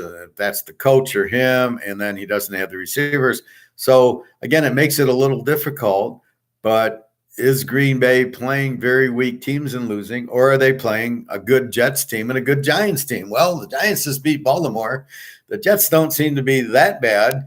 So is Green Bay that bad? And how bad is Washington? What did Washington play yesterday? Washington beat the Bears 12-7. The Bears, okay? So, for Green Bay to beat Washington off of 2 losses is not, you're not asking for a lot. Washington stinks. So this is my point. There's no such thing as an eye test. I do get frustrated when I hear that because it's poker. This is what I keep telling you. You cannot look at them at home against the Jets and carry it at Washington. It's a whole different team with a whole different matchup. If they win or lose to Washington, it's a whole, did they match up well with them? Well, they don't have Chase Young from Ohio State, so they shouldn't pressure him too much. They apparently have no offense if they scored 12 on the Bears. So we'll have to see. We'll have to break the game down. But you've got to look each game. The Rams look like shit. They played Carolina, and they beat them by 14. Okay, now is the Rams all of a sudden better? No, they beat crappy Carolina team without Mayfield. So, again, you don't know because you're not – each team, each game's individual. You can't think like that. You can get upset because you lost money betting Green Bay over the Jets or Green Bay over the Giants. I had Green Bay yesterday against the Jets. I lost, but – what I've learned is you can't be upset at the team. It's not, it's just, did you have Oklahoma against Texas and then you would have won with Oklahoma? You would have missed Oklahoma. So it's just, here, Alabama. Did you lose with Alabama laying 9 or in a teaser laying 3? I had Tennessee, but if you lost at Alabama, you're not going to bet them this week against Mississippi State. This is betting. This is investment. You got to use your head. You can't be pissed emotionally. That's the point of the class. Green Bay was double-digit favorite. Twice they were not double-digit favorite. They were 7-point favorites yesterday. Kick double-digit favorites. I'm fading Green Bay until I see something better. That's fine. But where were they double-digit favorites? They weren't double-digit against the Giants. Against the Giants, they were 8-point favorites. So they're 8 against the Giants, 7 yesterday. So I don't know where you're seeing double-digit favorites, but that's okay. That's fine. It's a bad way to bet, but that's okay. As long as you make money. If you don't make money, then I don't want to hear this. If you're making money, then that's fine. But this is a whole different week. They're at Washington off of 2 losses. You're going to get a very serious effort from Green Bay. They do not play to lose. Rodgers does not play to lose. So that's all I'm saying. I'm not playing to win or lose. I'm just saying, I don't mind your comments, but I'm trying to teach you. Again, this is a class. I'm trying to teach you, don't get emotional over it. If you don't want to play Green Bay, I understand that, but you must keep each game separate, right? So are they going to beat Washington? Maybe they won't. Maybe they will. But I'm trying to teach you a lesson of not getting emotional. So you're emotional. I don't like Green Bay. I lost money with them or not. Or Kansas City, you lost with them and you're never going to play. That's my point. You got to just, okay, they lost. Next. it was a very strange day yesterday in pros. In college, I hit everything. So, we'll see what happens. Anyway, Wisconsin, Michigan State. Wisconsin lane 7, Michigan State 34-28. How did that happen? I don't know, but Wisconsin's not a very good team. As I said, they lost to Washington State. They lost to Illinois. So they lost to two very strong defensive teams. How can they be favored on the road when they stink? You want to talk eye test, Wisconsin's terrible. They beat New Mexico State, and then they beat Northwestern, and they beat them pretty good. So here they lost to Michigan State. So if you see, I don't call it an eye test. I just call it they're just not very good. I mean, basically. But again, it still goes into who they play next week and what do you do with them. So Michigan State, like I said, they get the win. If we did eye test, you would never have bet Michigan State yesterday because they lost to Maryland. They got killed by Minnesota. And then I don't know who they lost. Who did they lose to last week? Ohio State beat them 49-20. So this is the point I'm trying to hammer home. They lost to Maryland by 10. They lost to Minnesota by 30. They lost to Ohio State by 29. You would have been fading Michigan State. There's no way I'm playing them. And then they beat Wisconsin. That's my whole theory here. You got to know who they're playing and if you should bet them or not. They're playing Michigan next game. Both of them are off this week and both play each other in a big, big fucking rivalry game the following week. So you can't just fade Michigan State because they look like shit against Ohio State and basically Minnesota. It's the matchup. Can they stop Michigan's running? Can they move on Michigan? They'll move on Michigan because they'll pass the ball. But that's my point. If they could beat Michigan last year with all the talent Michigan had and went to the playoff, it's just a game they get up for. And I guarantee you Green Bay gets up this week. They might not win, but you're going to get the best game Green Bay has to offer, like you got from Michigan State as a home dog. They were getting booed because I'm listening on the radio going to swim. They're getting booed at halftime. They're losing, I think, by 7 or something. They come out and they win the fucking game. And that's what we're looking for. So that's why you can't look at each week. Now, am I on Michigan State because they beat Wisconsin? Are you off Wisconsin? So that's what I'm trying to teach you, right? This class, I'm trying to give you my knowledge. So just understand they look bad, and we get that, but that doesn't mean that. And again, the problem with the eye test is only against that team. So they're not playing the same team, so we don't know. We don't know enough about the Jets right now. James Madison, 12.5 over Georgia Southern. Georgia Southern's the team that beat Nebraska. I keep coming back to that. They're a home dog. They fucking beat James Madison, which is a little surprising they beat them. I did have the game over. It was 66. I went over 60. That was an easy win. It ends up at 83, 45-38. Again, James Madison with an A team with a strong defense doesn't show up here. Georgia Southern lights them up with 45. So you just scratch your head. But what you take out of it is you look at the Appalachian State game, and it was a 60-point game also. So do they really have this under defense? And I think the only teams really with this under defense that you can really say you're not going to score on, I think, is Georgia. I think it's I'm not even sure it's Clemson anymore. I think it's Georgia. I think it's Illinois got a strong defense. Washington State and Oregon State have strong defenses. That's really the only teams that, and Iowa State, that you go and say, man, this is strong. We're not going to score on this team.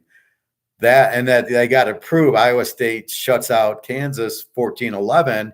Kansas wins, but look how strong they are, and then they prove it against Texas. So those are the really strong defensive teams. James Madison, you go, wait a minute. Georgia Southern lit them up. They're really not this super strong defense. So mentally, you note it, even though the average says, oh, they give up 15 a game. Well, no, not really. So that's where the schedule comes in and everything else. Hey, G, when do you drop college locks again? Well, I'm studying it now. I got to look at injuries. I've got 2 locks circled.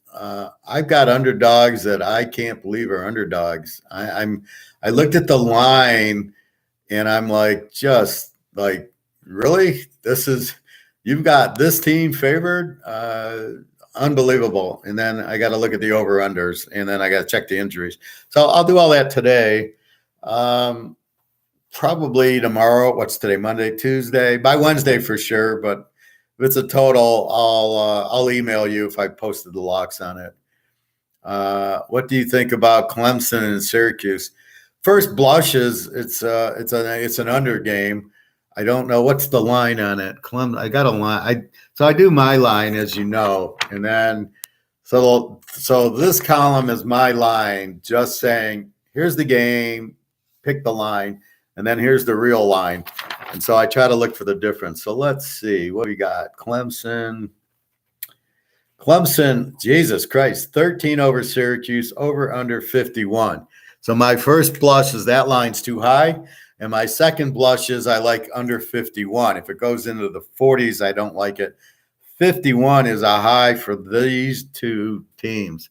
They're both A teams, which means they're both unders. But watching Clemson, Florida State, I question Clemson's defense. Syracuse has been a very strong under all year. I think this is an under game. It's at Clemson. That's my first blush looking at it, obviously checking in injuries and stuff like that. Carter Trent. Hi, Carter. Nice welcome here. I need to hit a straight 8-pick parlay with $30 on it. Okay. So is there a question, or we all need to hit 8-teamers? I just missed 3 10-teamers because it's freaking San Jose State. So if you want to play that, that's fine. I get 20% of your pick. But keep in mind, mine's going to be teasers, and we would go from there. So give me an email, and we can do that. Okay, there you go. Me too, Carter. I think we all need 10-teamers. So go on www.teaserking.com, get my email, send me an email, and I'll give you 8 picks, and there'll be teasers, and then you send me the snapshot, and I get 20% for giving you the 8 picks if they win. If they lose, we lose, there's no charge. But again, so this way I have the incentive, right? If you win, I get 20%. So my incentive is to make you money and get you a winner. So that's how you do it. Derek, like what you said about Georgia Southern, shock James Madison. I didn't think they'd win, but I thought it would be high scoring because, again, you take the Nebraska game, who has good players, even though their coach sucked, and they're starting to play better. They have Big Ten players. So for them to put up 40 points doesn't shock me. They put up points on James Madison. It does shock me they won because I think James Madison was a good team, but James Madison was due to lose. They're not that strong, and they did beat App State, and they beat another couple of good teams. So they're a good team. Don't get me wrong, but that's the matchup. So you look for them against Georgia State, and you think about the over in that game because they're just the same as Georgia Southern. In fact, Georgia State played Georgia Southern, and that was a good, strong over pick, and that did go over by the third quarter. Carter, I have had 7 wins and 1 loss, my past 5 of my 8-pick parlays. Well, I've had 9 and 1 on 10-teamers about 6 times this year because I'm nailing all the college games. And then there's Jeek and a test. East Carolina kills us. I don't even know what the fuck I played. East Carolina was not in my top 10 to play it, but it got played. And then last week I have $4,000 in teaser and 10-point teasers that we're going to win. And it's all up to San Jose State. We hit every other game, and San Jose State can't beat Fresno State, which lost to Connecticut. I mean, it just blows my mind. Derek, now James Madison has Marshall at home. I think James Madison, well, I don't know. Let's look at the line. We got to look at Marshall. But I think you're getting the idea now, Derek, is that you've got to look at the next game, not the past game, right? So look at the team. Are they going to, look at USC lost to Utah. They're going to be pissed. Let's see. Where is that Marshall game? Marshall, James Madison. Okay, James Madison. I have it as a 10-point favorite. It's 13, over under a 55. I've got Marshall as a B team with a good defense. I have James Madison as an A team with a good defense. But as we saw, now it comes down to they're both balanced. So Marshall's balanced team, they have a good quarterback, and James Madison has a good quarterback. 55, this seems like an under game. 13, maybe a little high. If you can get it under 7, maybe you go there. I don't really love it. I don't know how strong James Madison is to bet him after a loss, like they're going to crush. And Marshall's not a bad team. Marshall last week lost by 10 to Lou Lafayette, who lost to Lou Monroe. So I don't think Marshall's that strong. But again, now they're a dog, and it's a different personality, and that's so we gotta see who Marshall's played and how they played them. But it's a conference game. I think Marshall's in the Sun Belt now. James Madison has to win because they lost Georgia Southern's in the conference. So we will see, but it's too early to tell right now. Carter, okay, good, okay. Allen over 300. Game didn't go over. Did Allen get 300? And no, the game didn't go over. But if you saw fourth downs inside the 10-yard line 3 times and they got no points, it wasn't a bad play. It should have went over. I think there's more forces, more evil forces at play than meets the eye here. Joshua, hello. At lunch and had to tune in for a sack. Syracuse plus 19 sounds good to little old me. Yeah, I mean, it's an even game. I think that's Fred. I had it at 10. I think 13 is 19. Syracuse is an outstanding team. Just check for injuries if the quarterback's injured. But Clemson, what they looked like against – now, I had Clemson big against Florida State, and it won. But I didn't like the ending when Clemson all of a sudden couldn't stop Florida State. And I was really pissed because where was that when we locked Wake Forest over and we needed the touchdown? We needed 1 touchdown to win that lock, and they didn't show up. Now they show up against Clemson. So I think the 19's good. Just be careful. Don't bet too much. You don't want to fuck with the Clemsons. Alabama I fucked with and I got away with Saturday, but over with Tennessee. And you never fuck with Georgia. So this is going to be an interesting Tennessee-Georgia game. And they got to play Kentucky. So will Tennessee be real flat this week? I don't know. After beating Alabama, I would be flat. So we'll see. So look at that. I've got 2 potential locks that the spreads are way off. The dogs are favored in these 2 games. Makes no sense to me. Anyway, LTech, North Techs. This is where they're both over teams, and it actually goes over. Over was 67. LTech, North Texas 47-27. So there's so many Texas teams, so you got to catalog them. North Texas is the over team, and they do it. They ran the ball down their throats. LTech throws more, and 47-27. So you got to be careful. All of a sudden, it's running back. What was it? The Old Dominion game. The guy runs for 300 yards almost and 5 touchdowns, and they beat Coastal Carolina. Well, that's coming out of the blue. But we know North Texas is a good balanced team. Tulane, South Florida. Tulane minus 12, 45-31. Over under 54. Tulane is a very strong A team. South Florida sucks. Game was only laying 12, so you laid 6. So Tulane, the A team does hold up against the weak South Florida team.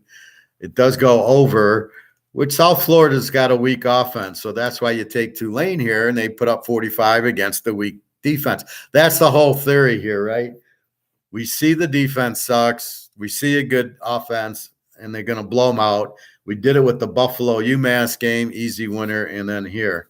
So again, that's why I'm marketing them over or under, or not marketing them, but analyzing them over or under, so you can bet against the over teams. Here's my favorite, and this shuts up the BetMGM idiot who took the game under. Washington 14, 72 against Arizona. I love the over in the game. It's a little high, so I kind of don't play it. The guy on BetMGM says, "Oh, I'm going to go under because it's 72." And I'm like, dude, are you fucking kidding me?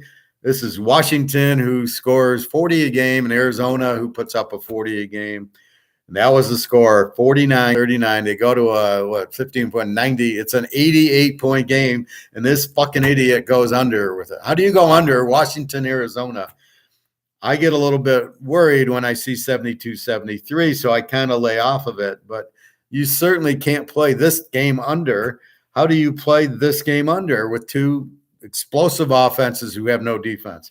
This is over all day. Had it been a 68, it would have been a lock, or a 69, and you get a 88 on it. I mean, Jesus Christ. Well, look at Tennessee, Alabama. You got 101. So we had those games over. So that's why I bet the totals. When it's just an obvious explosive team with no defense playing each other, this is what you're going to get. And it's much easier than they're laying 14. They won by 10. If you don't tease it, you lose with Washington. They score 49 points. So this is an easy one. This is why I say don't listen to the guys on the radio. They don't know what they're talking about when they tell you to go under, but you're manipulated by it. You hear it and you go, "Professor, should I take this team?" Because you've heard it on the radio from some idiot who doesn't know what he's doing and can't back it up. And he's using a math formula like these analytics. And it says, well, this is a 69-point game. You can't fucking do that. There's no way. So that's why I tell you you can listen, but don't pay any attention. Don't make a bet because you hear these idiots. Derek, I'm liking Ohio State over Iowa. Don't think Iowa will score. They won't, but they got a good defense. So let's look at the numbers. UCLA and Oregon look like a great over the total. Also, West Virginia and Texas Tech looks like an over. Now you're getting the hang of it, Derek. That's what you're looking for. You're looking for good over teams. Now the key's the line. So what I got from UCLA, Oregon's already is a 70 yesterday. It'll probably be 75. Your other game, West Virginia and Texas Tech, is over 68. So there are already big numbers. This is why you run and get it in, because it's going to go up 5 points. That's the problem with Vegas. This first line is almost a fixed, so the sharps can go and bet it, and then it goes up 5 points. It's like a stock, right? So the insiders bet the stock at 22, and then they give the tip out, and the stock goes up to 26, and then you got to buy it at 26, and they bought it at 22, which makes it go to 28. Then they get out at 22, and they get out at 28. That's the little scheme, and that seems to be what happens here. The sharps bet it today or last night. If I was in Vegas, I had to bet these overs last night. Sunday night at the Venetian, you can bet it, and then by Saturday, it'll be 75 on each game. And that's the problem. You're already giving up an extra 5 points. And that's why I tell you to bet it. When I tell you to bet Monday, try to get it in. You got to have a place that allows it. I'm seeing a lot of places won't do the totals till Wednesday. They just fuck everybody over because you can't get the bet in when the line's there. They want it to go up and make it harder on you because they're not stupid. Derek, Penn State got embarrassed, should beat Minnesota with the backup quarterback. Does Minnesota have their backup quarterback in? Do you get hurt? Penn State. What's that line?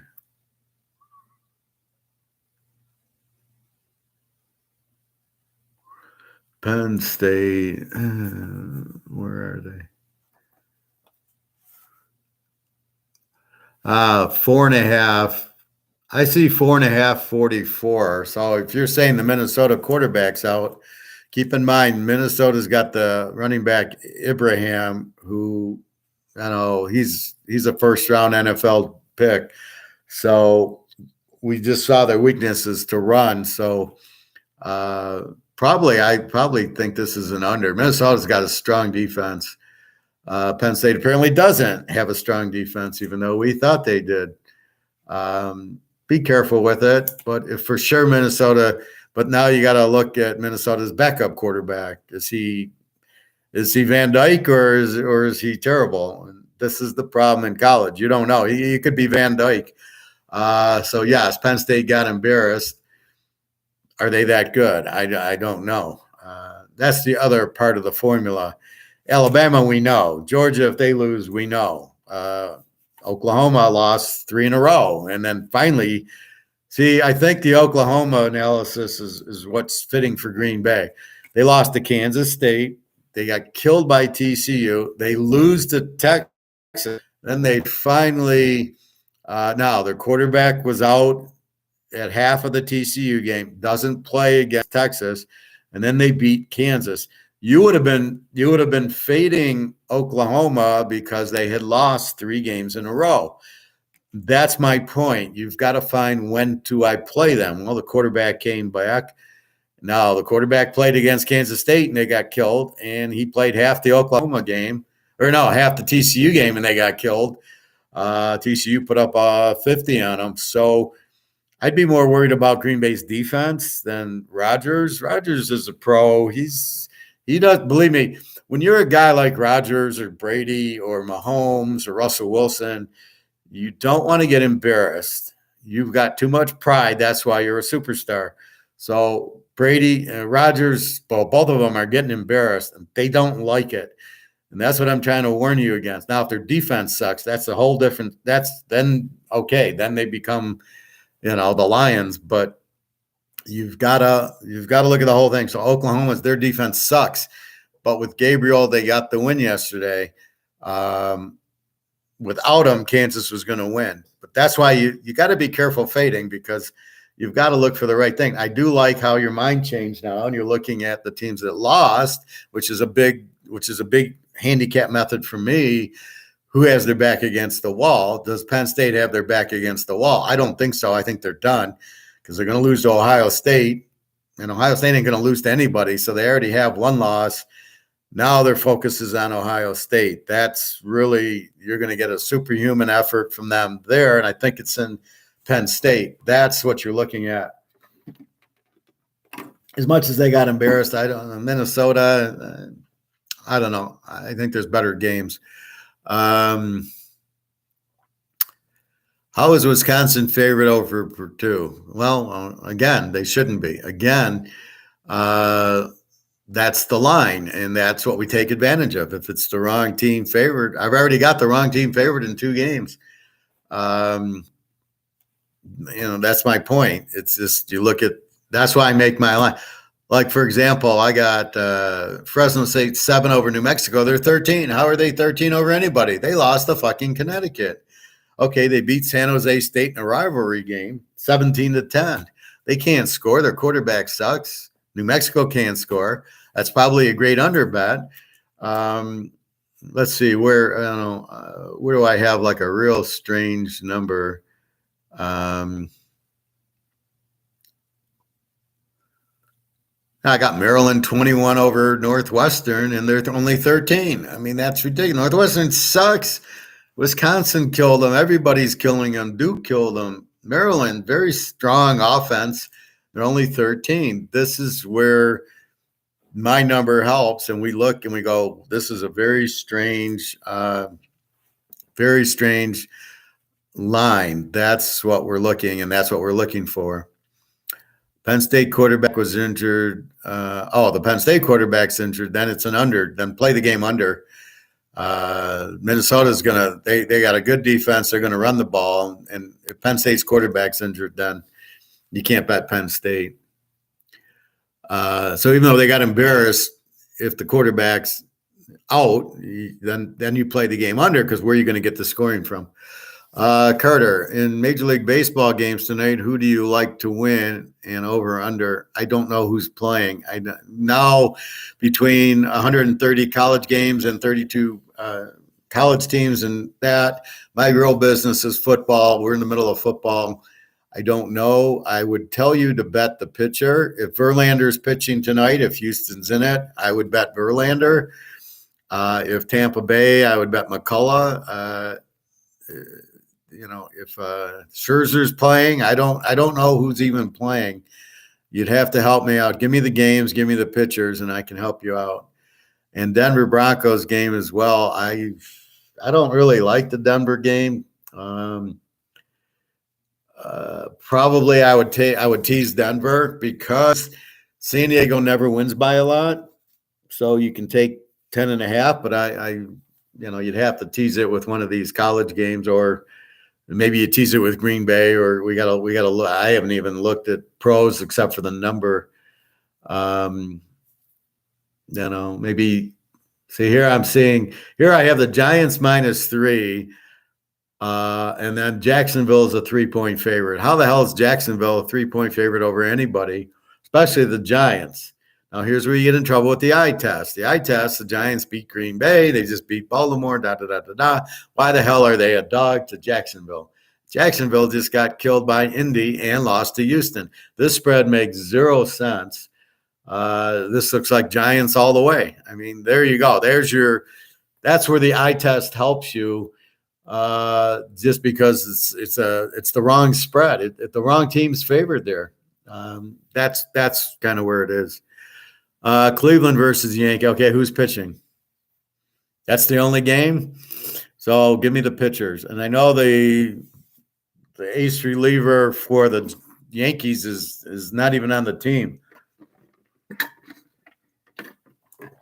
I don't know what he did that they kicked him off. So give me the pitchers and their ERAs, and I'll tell you who to bet on. All right, Rice in Florida Atlantic. Now, this was over against over, and Florida Atlantic laying 4, and this should be a high-scoring game. This over-under was only 56, so I went over 50 on it, and it goes 17-14. I did look at this game. There's a lot of turnovers and a lot of this fourth down crap, and that's the part that's hurting you is when you get these stupid coaches, and they keep going. So they drive down, they run the clock. It's almost like Army Navy. They drive down to the 20, and then instead of kicking the field goal, they go for it on fourth down with a run up the middle. They don't get it. It's sort of like a turnover. So that's what's killing you on these over-unders. If they drive down to the 20 and go for it on fourth and don't make it, like in the KC Buffalo game. They went 3 times inside the 10, didn't get it, and got no points. All we needed was another field goal to get the over. How about LSU Ole Miss? All right, LSU, I don't know. It's a pick 'em at LSU. I think LSU is overrated. LSU isn't even rated. They're not really rated at all. I can't figure them out. I don't know what team shows up. All I do know is Tennessee killed them. Tennessee beat them 40-7 or something. LSU beat Mississippi State. I have no idea. LSU, I can't put my finger on it. So let's see how I rated LSU. Let's see if I can find them. Are they playing at night? I know they're better at night at home. Let's see. LSU.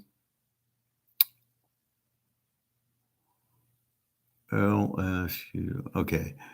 I have here Ole Miss laying 1.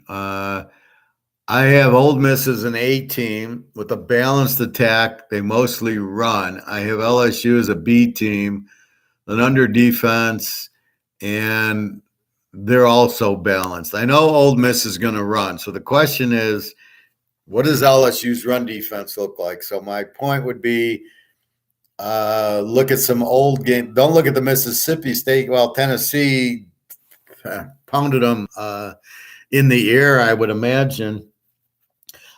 I think if you can get Ole Miss as the dog, they're probably okay. Over under 65. See, that's where I think it's an under. I think the best play here is under 65. Seems very high.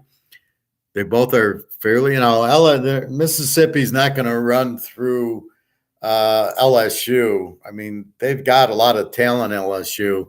The coaching's a little bit weird, and I don't like their quarterback. I don't think LSU scores that much. I think under 71 is a good play there.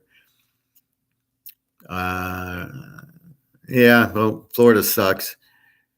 It's at night. Yeah, they'll be pumped up. So I'd probably go under.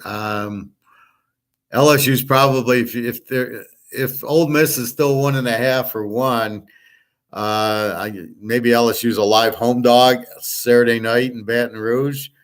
I'm not going to play the game. I don't have a feel. Ole Miss is going to run. They can't really pass. So I don't know how LSU's run defense is. Just haven't seen them enough, and I'm very disappointed. The quarterback sucks, and they don't throw the ball to Bote enough. So I'm kind of disappointed in LSU and Brian Kelly. Bote should be, he's the man. He's the best receiver in pro or college.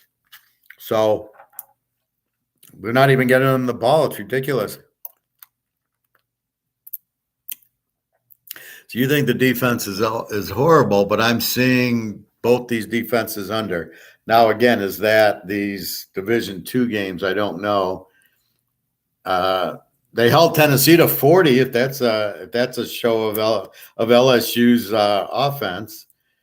Who did Mississippi play that you can kind of get a bearing on their defense? Because they haven't played very good teams. Maybe. It's a very tough game because they run the ball a lot. It's Saturday night in Death Valley. You got to factor that in.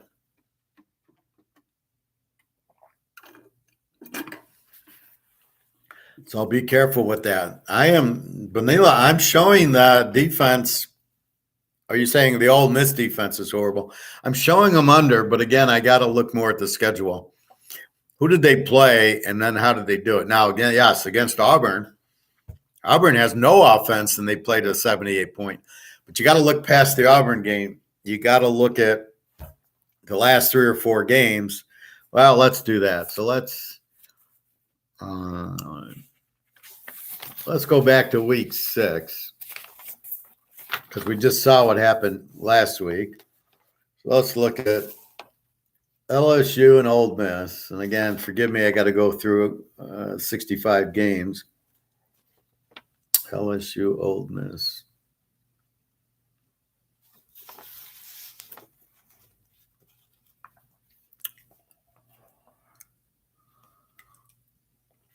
See, now Georgia Auburn was 42-10, so it does show you that Ole Miss Auburn, they put up 38. But you never know. Strange things happen. Turnovers happen. All right, Ole Miss beat Vandy 52-28. So, Derek, you're saying they played Vandy, Georgia, and so what? And here, Vandy puts up 28 on Ole Miss. That's what kind of got me. Was like, well, they're scoring on Ole Miss. I thought they might score on Georgia, but I love Georgia minus 32. I was a little bit afraid that Vandy might score on Georgia. So this Georgia is an over team, and that score is probably right. Vandy's a balanced team, so was it all running? But so that gets you into that. LSU.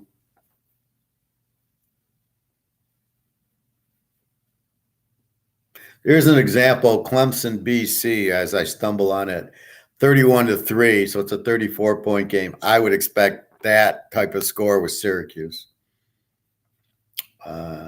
Missouri, Florida. All right, so Tennessee plays LSU, beats them 40-13. So LSU, in one sense, held Tennessee to 40, but they only put up 13. So that's what drives you is the matchup, right? So is LSU going to put up a 13 on Ole Miss? Does Ole Miss have the defense? Well, they gave up 28 to Vanderbilt, which we just talked about is terrible, and Georgia shut them out. But Georgia's defense is a whole different planet than everybody else's. Okay, Carter.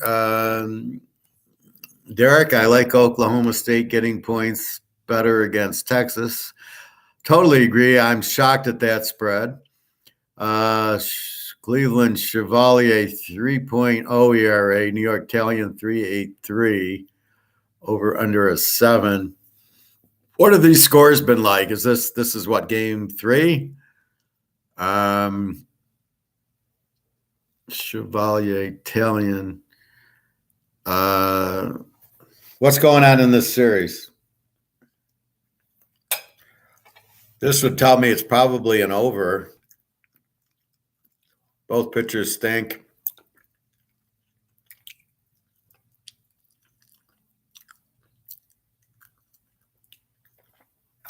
Well, there you go. Now, to your point of eye test, Kent finally started scoring. Now, we remember Kent put up 22 on Georgia. So to get to your Vanderbilt comment against Georgia, Kent put up 22 on them. Kent hasn't been scoring, but Kent, remember, played Washington, Oklahoma, and Georgia. They're out of their freaking minds with that schedule, but they survived it. Now, yes, I agree with that. What's the line on that game? Kent, where are they? Kent, I have Kent 10 over Akron because Akron played pretty decent last week against Central, but yeah, 19 at home. I think that's a very low line. Over under a 67, but I don't know how much Akron scores. Kent looks very good. I mean, they held Georgia to a bunch of field goals,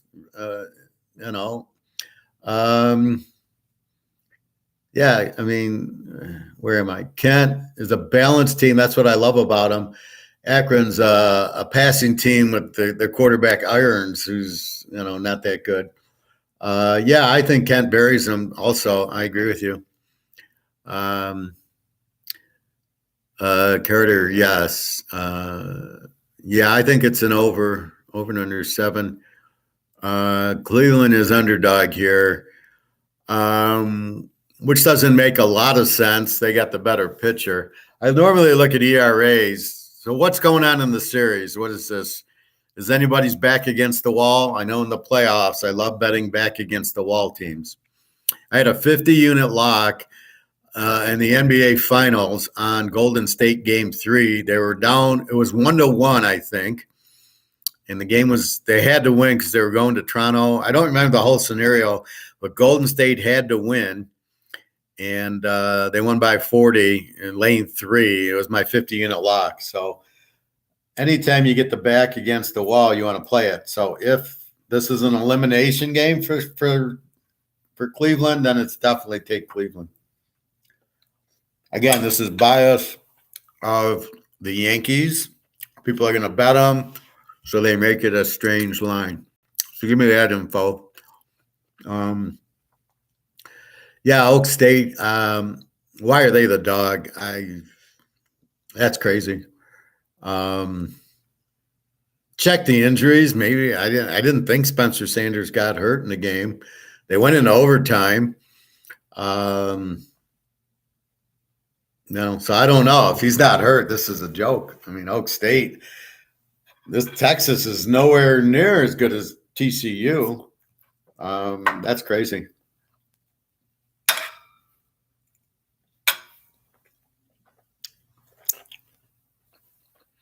All right. Where are we at? All right. LSU, Florida. Florida -3. LSU wins 45-35. We know how weak Florida is. They're actually an even team, so their defense gives up 20. LSU, a B team, an under defense, gives up 35 to Florida. I have the game circled as an under because I think both quarterbacks suck. I don't know where they got 80 points from, if it was turnovers or not. But the problem is you guys are using this game as thinking what'll happen in Mississippi, and you can't because they played Florida, played whoever. And you got to look at it, the games now in LSU on a Saturday night, different matchups. And that's what you got to learn is the matchup. That's what I'm trying to teach. What are they? Well, LSU's a B team with an under defense, so they're not really an over. This was more of an anomaly that they got to 80 points against Florida. I mean, Florida, as you know, they held Utah 29-26 because Utah threw an interception at the end. I guarantee if they played them again, Utah would rip them. So we'll have to see there. So again, it's an unusual game. LSU. I still don't think they hit Butte too often. Well, thank you, Derek. It's really a class, but I'll take it as a show too. Again, I'm trying to educate you because I can and I want to. Nobody does it. Just like when I do my gold in economics, nobody understands that shit, and it really pisses me off because they mislead everybody, and it's too important. You need your gold and silver. You need to get knowing what's going on, or everyone's going to go broke. So that's why I do that show. This is just to help because nobody thinks like I do, and I am the sharpest sharp. So I'm just trying to help here. All right, Utah State, Colorado State. Utah State laying the 12. I had them at 7. They win 17-13. They don't cover. Colorado State's a Z team, and so I would expect this game should have been over, but it's 17-13. But again, Colorado State's got a weak offense, so I would have expected Utah State to score more. Well, where was their scoring? Where LSU Florida I would have thought was an under, puts up an 80. So it works generally. It's not a guarantee, but it's a general look.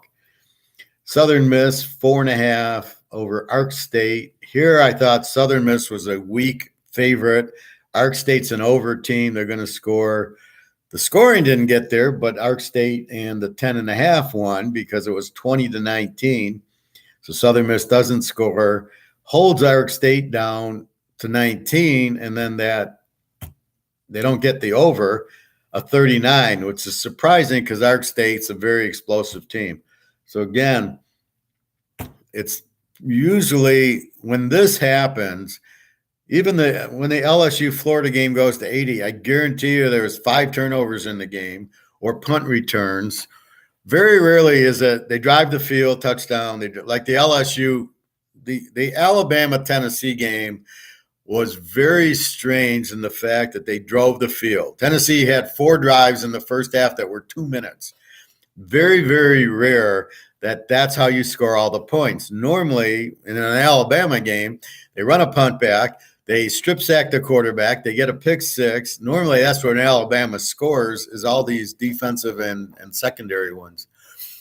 I'm really liking the UCLA-Oregon over. I would get that in very quickly. It's at 70. It'll probably end up at 73-4. Check your injuries, but UCLA was off. Oregon, that's all they do is score. Not a lot of defense here. That's probably a very, very good play going over. But that's the concept, right? You got explosive UCLA against explosive Oregon. And as long as the Oregon quarterback, Bo Nix, who's all of a sudden a superstar, where was this when he was at Alabama or at Auburn? They couldn't score 5 points.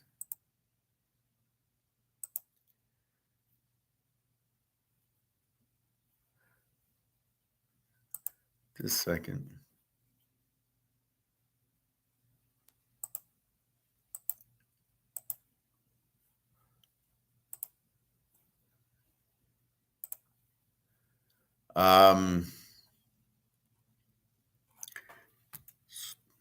So they couldn't score 5 points, and that's what you look at. Well, thank you, Derek. I tried to do it. And I'm not really arguing with you. I'm just trying to put perspective. I want you to keep an open mind, as I do. If I thought like Lamar Jackson was a real good quarterback, I would tell you that because I'm trying to tell you the truth. But you do hear me say I love Mahomes and I love Russell Wilson and I love Rising and Van Dyke and this kid at Tennessee looks better than all of them. But I want you to just understand it because you get a little biased. You're not really looking at the picture the way I look at the picture. So that's why I kind of get on you for that is open your mind and really understand what's going on. He shouldn't be blowing leads. He's blowing leads. That's my point. Bonilla, by the way, what you eating there? I need some ideas for lunch. Well, this is an avocado. This is the healthiest food in the world, and this is like nobody tells you that. I'll get onto my diet real quickly for like 1 minute. I don't want to bore anybody. I had high blood pressure, diabetes, high blood sugar, and I go to the doctor and he tells me, sorry, it's hereditary. No, type 1 diabetes is hereditary, not type 2. And I'm heavier, and my blood pressure is like 180, and I'm like freaking out. So I watch on YouTube Dr. Sven, somebody, he's an Olympic decathlon, Sven Enberg or something. And he breaks it down like I break it down. And he says, you don't want to eat sugar. Sugar's poison, high fructose corn syrup. So he says, you got to get off of that. You got to have a lot of vegetables, but you can eat all the meat and chicken and all the protein you want. Just watch your sugars. So I dump no more cereal, no more bagel. All the carbs are killing you. And that's what I would eat, a bagel or toast, nothing fried. So my meal, so what you do is incremental fasting, which is what I said. So you eat at noon, you eat at 6 or 7. You don't snack, but you can have coffee or tea, but no sweetener in it and no sugar. And then you wait till noon the next day. And then I usually start with an avocado. And I just cooked a roast yesterday, so I'm going to eat that. Or I'll have 3 egg omelets with broccoli and red and yellow pepper and onions and mushrooms. I eat that almost every day. 3 egg omelets are extremely healthy for you. Everything you think's bad, like steaks and omelets, are very healthy for you. You are staying away from sugar and carbs. I lost my weight. My blood pressure went from 180 to 120. I've lost 60 pounds, as you can probably see from my videos from last year, where I was a porker, to now I'm actually fit and trim. And my girlfriend's like it, so that helps. So what you want to eat is a lot of veggies, but the avocado is the healthiest food in the world. It's fattening, but it's good fat. Fat's good to eat.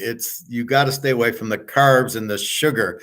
That's what's killing everybody. That's why everybody has diabetes, is they're eating the fucking carbs and the sugar and the high fructose corn syrup. So I went in my fridge and I looked at all these Kraft salad dressings and Miracle Whip and ketchup, barbecue sauce. They're all high fructose corn syrup. I threw them all out. Ken's salad dressing doesn't have high fructose. And I threw out the Miracle Whip, but Hellman's doesn't have high fructose in it. So that's that. And I just eat a lot of meat. And I'll buy roast. It's funny, the roast is $7.99 and the hamburger is usually like $6 or $7.99. So I get a 3-pound roast versus a 3-pound hamburger. And I'll eat that, but it's extremely healthy for you. The protein's what you want. Your body doesn't mind salt. It gets rid of it. It automatically does. But the fasting you go. So if you eat at 6 and you don't eat anything, you have a tea or a water at 10 o'clock at night, you sleep, and then you eat at noon. What it does is your body fixes itself. It cleans yourself up. So by giving it the rest, giving it that 18 hours every day, there's a guy in there shoveling, right? But if you keep eating, he can never get to the bottom of the pile. But if you fast like that, he gets to the bottom, and then he goes looking for food, and he cleans you up. And a quick cancer tip: if you do not eat sugar, you cannot get cancer. Cancers are bad cells. They're just cells that are bad. They've gone bad, like a TV where the rolling, a horizontal goes bad. But they live on sugar. If you do not have sugar in your system, the cancer cells die because they cannot survive. So I know somebody with cancer. I tell them, get off of sugar and you'll be fine. And all I know is I've never been healthier. I'm older and I'm very healthy and in really good shape. My blood pressure is it mixes 120, 130. Blood sugar's down, weight's down, and I keep it off because as long as I keep going this 18 hours, last week I just did a 46-hour fast. So You just skip. I ate Thursday. I didn't eat Friday. I know Saturday I was a little bit weird on the show. And then I ate Saturday night. I had Chinese food at 5 o'clock. So I went 47 hours in a fast, and I was fine. I went and worked out, and it just cleans your body out. So that's your lesson. That's why I eat that. The best food in the world is avocados. I eat one a day. I go to Walmart, it's 88 cents, $1. I mean, who cares? They're not expensive, but they're so healthy for you. And I never go to the doctor because the doctors are useless now. Benila, yes, sir. And I agree with Derek that this is a great show. Thank you, Benila. Lamar will never win a ring. I know you can only win it. I would rather have Rising, Van Dyke, or this kid from Tennessee, Hooker, or McCall over Lamar, because you need to be Brady or you need to be Mahomes. That's why the Niners haven't won. They didn't have that quarterback. They got rid of Goff. The Rams got rid of Goff. He sucked. The Niners got rid of, Garoppolo's not going to leave. You have to have a good quarterback who uses think about it this way. The defense, you have to confuse the defense. And with Lamar Jackson, you're never going to confuse. They're never going to they're always going to keep an eye on him. But if you have, good receivers, look at Tampa. They got Evans and Godwin. And if Julio Jones would ever play and they had Gronk, they won the Super Bowl because now you got to spend all your time watching the receivers. And here comes Fournette and he's running. How do you defense that? You can't. I can easily defend Lamar Jackson. I just bring in 2 extra safeties, get rid of my linebackers. And now I got as much speed as you got. Now what are you going to do? Now you got to pass to beat me. So that's why I kind of give me a Mahomes. Herbert, I don't know why he doesn't win more. And then you got Russell Wilson won a Super Bowl. Brady, Rodgers won a Super Bowl. So that's why you need to have balance in football. And that's why I look for balance to bet. Okay. Next game, Louisiana Monroe, South Alabama. Louisiana Monroe was a Z team. Now I'm questioning it. 41-34, South Alabama wins. South Alabama is a good team. They're the ones that almost beat UCLA. How does Louisiana Monroe get 34 on them? Something's changed. Here's where you got to review Louisiana Monroe. We're probably not a Z team because we're expecting South Alabama to win 41-10 against the Z team. The 41's right, but where's Louisiana Monroe getting the points? Now it takes them from a Z to an over. Now it's a whole different animal. Now you bet them over instead of Z. The over-under in this game was 51. They put up a 75. Something's wrong. So now we got to review Louisiana Monroe going, wait, they're not a Z team. UMass, yes, 34-7. That's exactly what we're expecting on a Z team. That's why we bet against them. But wait a minute, Louisiana Monroe gave us 34 points, not the Z team. Clemson, Florida State. We talked about Clemson laying 3, went to 4.5. I love Clemson. They're starting to play better. Florida State, I watched against Wake Forest, and they're just Clemson's more the class. I knew they were going to win the game. Comment about going over 0 yesterday, and I go, why not? So I went from Clemson minus 3.5, Clemson plus 2.5. All I was trying to do was get rid of the field goal. All I needed was Clemson to win. They win 34-28. That game I thought would be lower scoring, goes over, but I bet Clemson to win. So that's always where I'm struggling. Do I bet Clemson to win or bet it under? And that's in the NFL. That's what caught me on a few games, like the Niner game. I took them instead of because I was afraid of the under because Atlanta scores. I didn't think they'd ever beat them, but here I took Clemson, which was the right way. Nebraska, Purdue for the Nebraska guys, 43-37. Purdue lights them up, as you would think, because Georgia Southern lit them up. Illinois lit them up. Nebraska doesn't have a defense. They're totally an over team. So you're looking for Nebraska against another over team. But Nebraska's in the other side where they get Iowa, Minnesota, and Wisconsin, 3 under teams. So it really becomes a mess there. Mississippi State, Kentucky. Again, as soon as I heard Levis was playing, the line went from 7 to 3, which told me Levis was playing. I played the game over because it was only 49, over 43.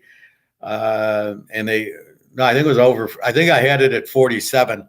I had it over 41 and it ended 44. But as soon as I heard Levis was playing, I liked Kentucky, and that line sure jumped down. So for your Mississippi State-Alabama game, here's Mississippi State getting 17 on Kentucky. Kentucky's a very good team, but they're not Alabama. So it ain't going to be pretty this week when they play Alabama off of a loss. All right, Memphis, East Car almost done. East Car lane 6, the B team. They're a good team. Memphis is an over team. It ends up over 47-45. Both are passing teams, although East Car is trying to run more. You get a 92 over under a 60. That's what you're looking for, is that over game, and it's at 60 preferred versus the 70s or 72s. Those are harder to get because late in the game, if the team's up, they don't try to score anymore. But, that's kind of what was happening with the Oak State Texas Christian game. Should have been a 47-45. Well, it ends up because it went to overtime. But in regular, it was only 30-23 when we got the late touchdown to make it an over. But that's what happened. Oak State was running the ball, running the clock, not letting TCU have it anymore, which hurt them because if they would have played their normal offense, and it's, they would have been up 37-23, would have been a whole different animal. So that's what you're looking for. Because Memphis has a weak defense, East Car scored more. So you got to watch the defense. Memphis, how strong is East Car's defense? And a lot of it is who you're playing. If you're playing a passing over team, your defense isn't going to shut them out to 10 points, no matter who it is.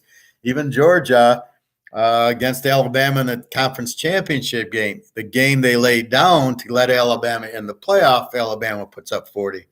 But when the chips were on the table, they shut Alabama down. They still scored like 19. Stanford, Notre Dame. Notre Dame was laying 16. I thought was extremely high spread. Although I'm not a big Stanford fan. They're an over team. Notre Dame's an under team.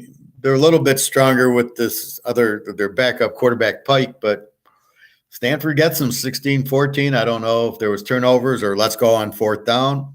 Not a big fan of this Notre Dame coach. I don't know why they chose him. It was the defensive coordinator. Big deal. Again, why would you go your Notre Dame to a coach with no experience? Really, really shaky.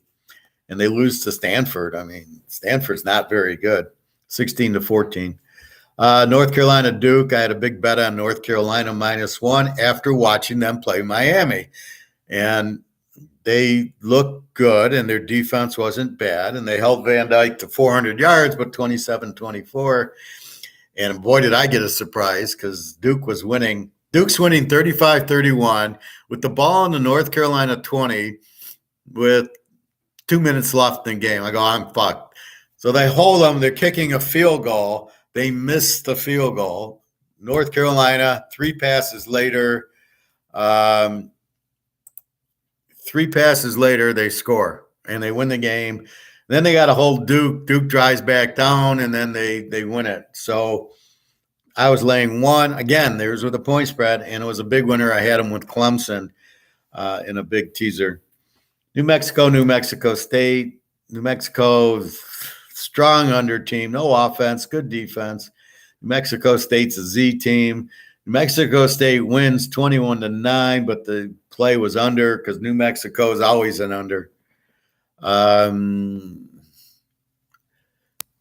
Good job making it to improve health. People need to hear that. Yeah, I try to help. I try to help people with gold. They need to hear that too. But it's funny. What bothers me most, Benila, is you'll tell people this and they won't listen to you. I'm at the club. I swim in hot tub so I can relax. And there's a guy with a patch. He's got diabetes. And I just watched this guy's videos and I've lost all my weight. I got my diabetes is gone because all it is high blood sugar. Well, if you stay away from the high fructose corn syrup, guess what? Your body fixes itself if you do the fast and then it drops. Then all your blood sugar goes away. That's all you need to do.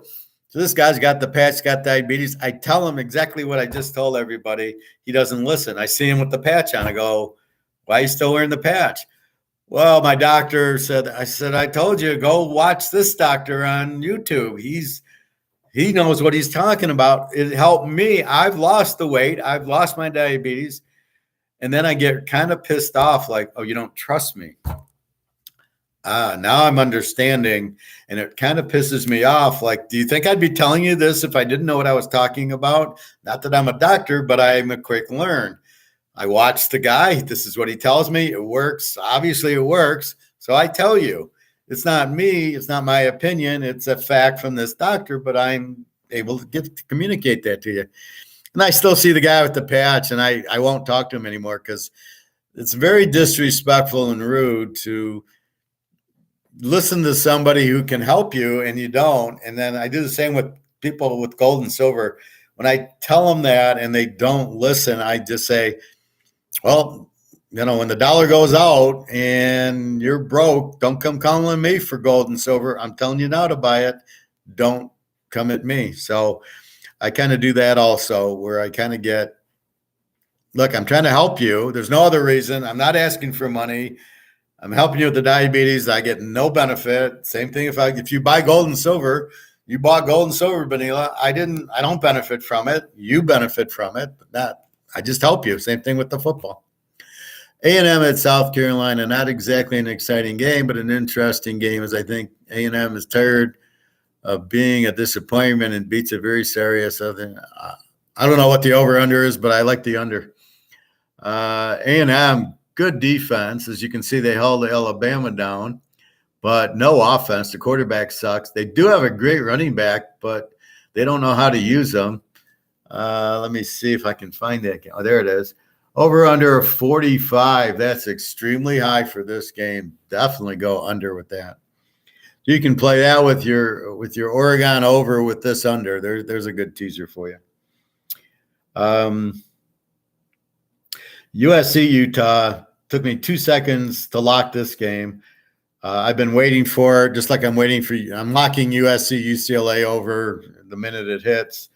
It was 60, and it was 60 on Monday morning, and I contacted all my customers, said, "There's a lock, play USC under." And the problem with teasers is finding the second lock, right? So I'm going to lock USC, but who do I lock it with? So I took Oak State, Texas, TCU, which I thought was a good one, but maybe not my best. And then Washington State under.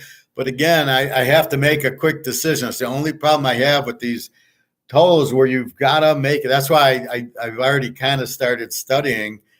I've already marked 2 locks and 2 strong teams, because you've already, in a teaser, I got to put it with another team. I can't just say, let's lock USC over and this is a 25 unit lock. This is my highest lock so far. Normally the real good ones are 21 units. This is 25.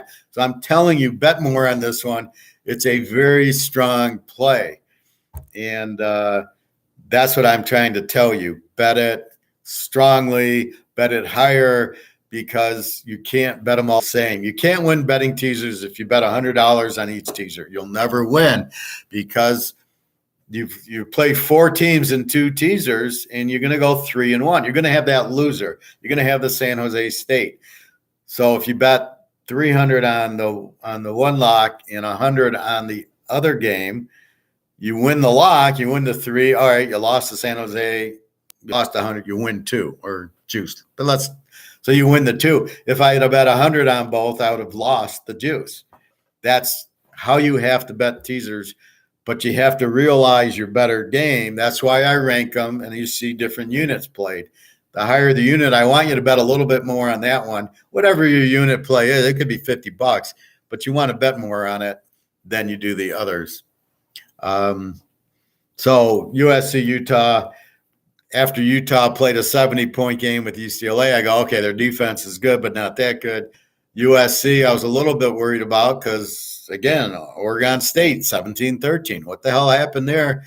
And Utah's defense is probably as good as Oregon State's, and they're both A teams.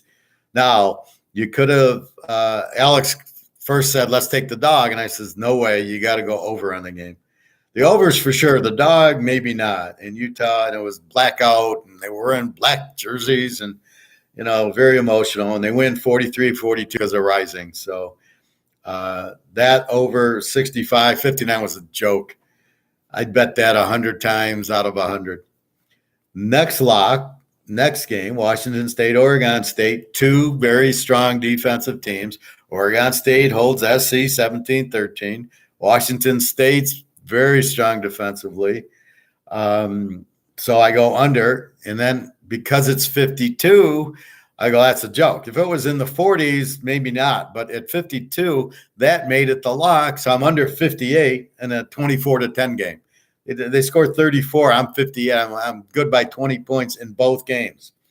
So that was the lock number 3, Washington State. The difference is in the Pro Bowl, when I do the same freaking pick for the same, like Jacksonville Indies, same thing, 200 teams. This game should be on. Jonathan Taylor's out for Indy. Where are they going to score? How the fuck did they score all those points? What the fuck's going on there? I got to see the replay of this game. What is it? All pick sixes from my buddy Trevor Lawrence. How many fumbles? How many easy touchdowns were there? Because how that game went over, I don't know. But in college, I guess there's so many games they can't fix them. So you get the truer scores. So this game stayed under.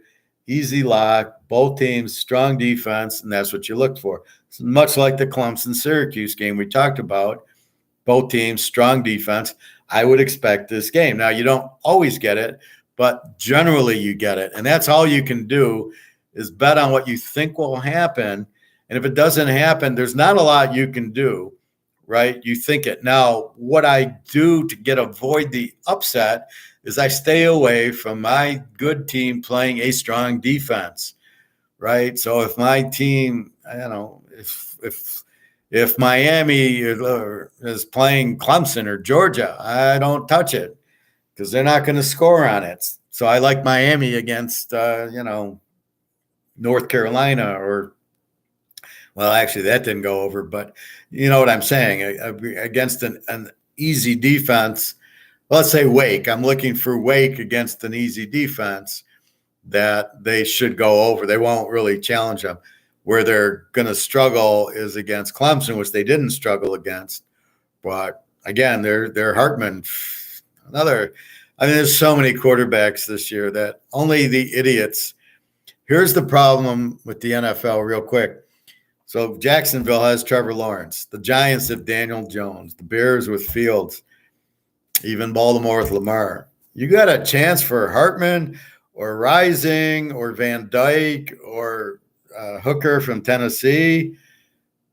They are much better than what I just mentioned. But what these teams won't do, Jacksonville will keep Lawrence when they could clearly have Hooker or Rising, who are 10 times better than him. These are Joe Burrows, and you're sitting there, well, I got Trevor Lawrence because he's the number 1 pick, and I can't look like an idiot by letting him go. Yes, you can, because this guy who's out there is 20 times better, and that's what you should be going at, and that's the problem with the NFL teams. They will not get rid of Lawrence. They will not get rid of Fields, and yet there's 4 quarterbacks I just named that are so much better than any of those guys by a mile, but they won't get rid of them. Maybe Baltimore, because Jackson's on his contract year, lets him go so they can get Rising or Hooker. I would do, if I was Baltimore, I'd do that in a heartbeat. I'd bring in this Hooker or Rising in a heartbeat. They're winners. They won the game. That's what you look for in a winning quarterback. What did they do? Hooker drives them down the field, kicks a field goal to beat Alabama, and Rising goes down the field, scores the 2-point conversion to beat USC. That's Joe Montana. That's what you're looking for. Not the guy who puts up good numbers and loses. You want the guy who puts up and wins the game at the end. This Rising, man, they're both stars. This is unbelievable. Hooker looks fantastic. Now, And the funny part about Tennessee is their All-American wide receiver's not playing. He's injured. He's supposed to come back in a week or two. Then look out. I mean, Tennessee's doing all this without the superstar wide receiver. So just look out. Unbelievable. All right, Air Force Vegas. Air Force finally woke up. Vegas, the quarterback's out. So Vegas has been scoring a lot. We've been betting Vegas. Now their quarterback gets hurt. And now they're all done. So they lose 42-7, no offense. Air Force finally looks like Air Force. This is what I'm expecting. They've had wide receivers injuries, but maybe they're back. Whatever. Now I feel better. Air Force starting to play. Miami starting to play. Miami of Florida. San Jose State, Fresno State. What can I say? San Jose State, a B team, passing team, quarterback played. Fresno State lost to fucking Connecticut. Hayner got injured, broke his ankle. I know he ain't playing. And they lose 17-10. How does this happen? This was what blows your mind. Not only that, but this killed 2 10-team teasers that were all in. 9 of them were in. But you couldn't bet it separately because SC and Washington State were part of the 10 were going on at the same time. So it's not like I had the 9 in before the game.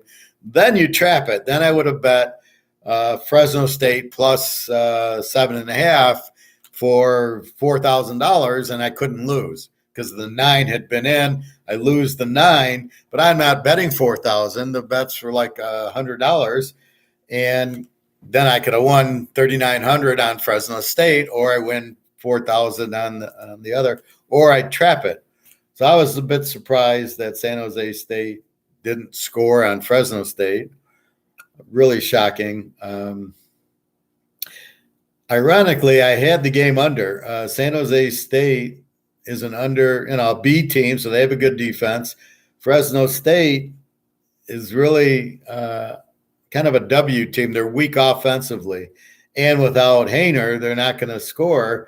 So it was 47. I have under circled. Like this is an under game, but I like San Jose State -1. So if I play the fucking game under, I get 20% of $4,000. Oh, it just kills me. Hawaii, Nevada. Hawaii, the Z team. Nevada, the W team. And Hawaii wins 31-10 as a home dog. Nevada just sucks. Both offenses are weak. I have this game pegged as an under because of weak offenses. Over-under is 51. Under 57 is an easy winner, 31-10. So that is last week.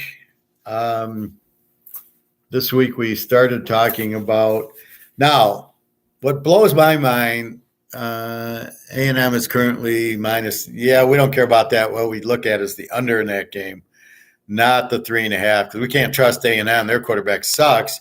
But look what they did to Alabama. Look what they did to Arkansas. They will keep the game close and low scoring. I don't like – Rattler's terrible. When you look at the stats, he's got like 5 touchdowns and 10 picks. So South Carolina's not doing anything. So just go under with it. Don't fuck around. Don't overanalyze it. It's an under game with that 51. It's definitely an under. So I'm doing the same analysis for the pros, and like I said, KC Buffalo, an easy. It's a USC Utah game, right? 2 big offenses. But 3 times they go on 4th down inside the 10-yard line and get nothing. It's like, what the fuck? I mean, 1 touchdown, so winner. Just kick the field goals, and it's a winner. So that's unusual. The under game. Jacksonville, Indy, under. What was ironic yesterday was had I just went under in Frisco, which I've been doing, I win it. Had I just taken the dog in the Jacksonville, Indy, I win it. Had I taken KC as the home dog, I win it. That's what really was frustrating because there's always the 4 choices, over, under, or team A or team B. It's always like that, and that's what gets frustrating is when you choose. Normally I'm like in the Clemson game. I could have played it under, but I knew Clemson was going to win, and Clemson wins, so I won. Under lost because Florida State got those late 2 touchdowns, which really would have pissed me off because I needed one of those to beat Wake. Because 1 touchdown and I win, the Wake lock over and they don't score for me. So that's what was really frustrating because Wake's defense is nowhere near Clemson's. Anyway, so we got it right. So this week we got a Wednesday game, Georgia State, App State, which are both overs. We got a Thursday game. So why don't we review that one because normally I do college on Thursday. So Georgia State over team. We know what they do with Georgia Southern, and they beat some other good teams. I think they beat Army big. They will score a lot. App State, we saw them score on James Madison. They are both in the Sun Belt, so this is a very critical game for both. App State's lost to James Madison, so they can't lose anymore. Georgia State, I don't know. They haven't played James Madison yet. I don't know what their record in conference is. Haven't gotten to that point yet. But I have the spread 7. Now, over is 61. And that seems like Georgia State, I have balance. App State, a little more passing. Both defenses are weak, or they're over defenses. I think this is an over game. I would play this over on Wednesday. As far as that goes. So I'm walking you through, what are you looking for? How do you determine who do you bet on? Just like I just told you about food, stay away from high fructose corn syrup. Well, let's use the same analogy on football. How do I choose the game? And I can't choose it blindly. I don't want to just choose, well, I like Alabama, so I'm going to pick them. Or I like the colors. UCLA's got cool colors, or the Packers, or Miami of Florida. So you've got to have the reason to pick. And that's why I always get frustrated at the Bitcoiners. Give me a reason why you think Bitcoin will go up. And nobody can give me a reason because there isn't one. You shouldn't own it. You should not buy it. It's not money. It's not gold. And it's not an asset. So the guy telling you that really needs to be held responsible for his lies, because there's not a reason in the world. I'm telling you why to buy gold and silver, because the currency is going to collapse, because they're printing it, because I just saw a video yesterday, 55 countries are against the U.S. and getting out of the U.S. dollar, and the oil companies are now accepting yuan and ruble, and they're coming out with a ruble backed by gold and silver if they already haven't. Dollar collapses, U.S. dollar,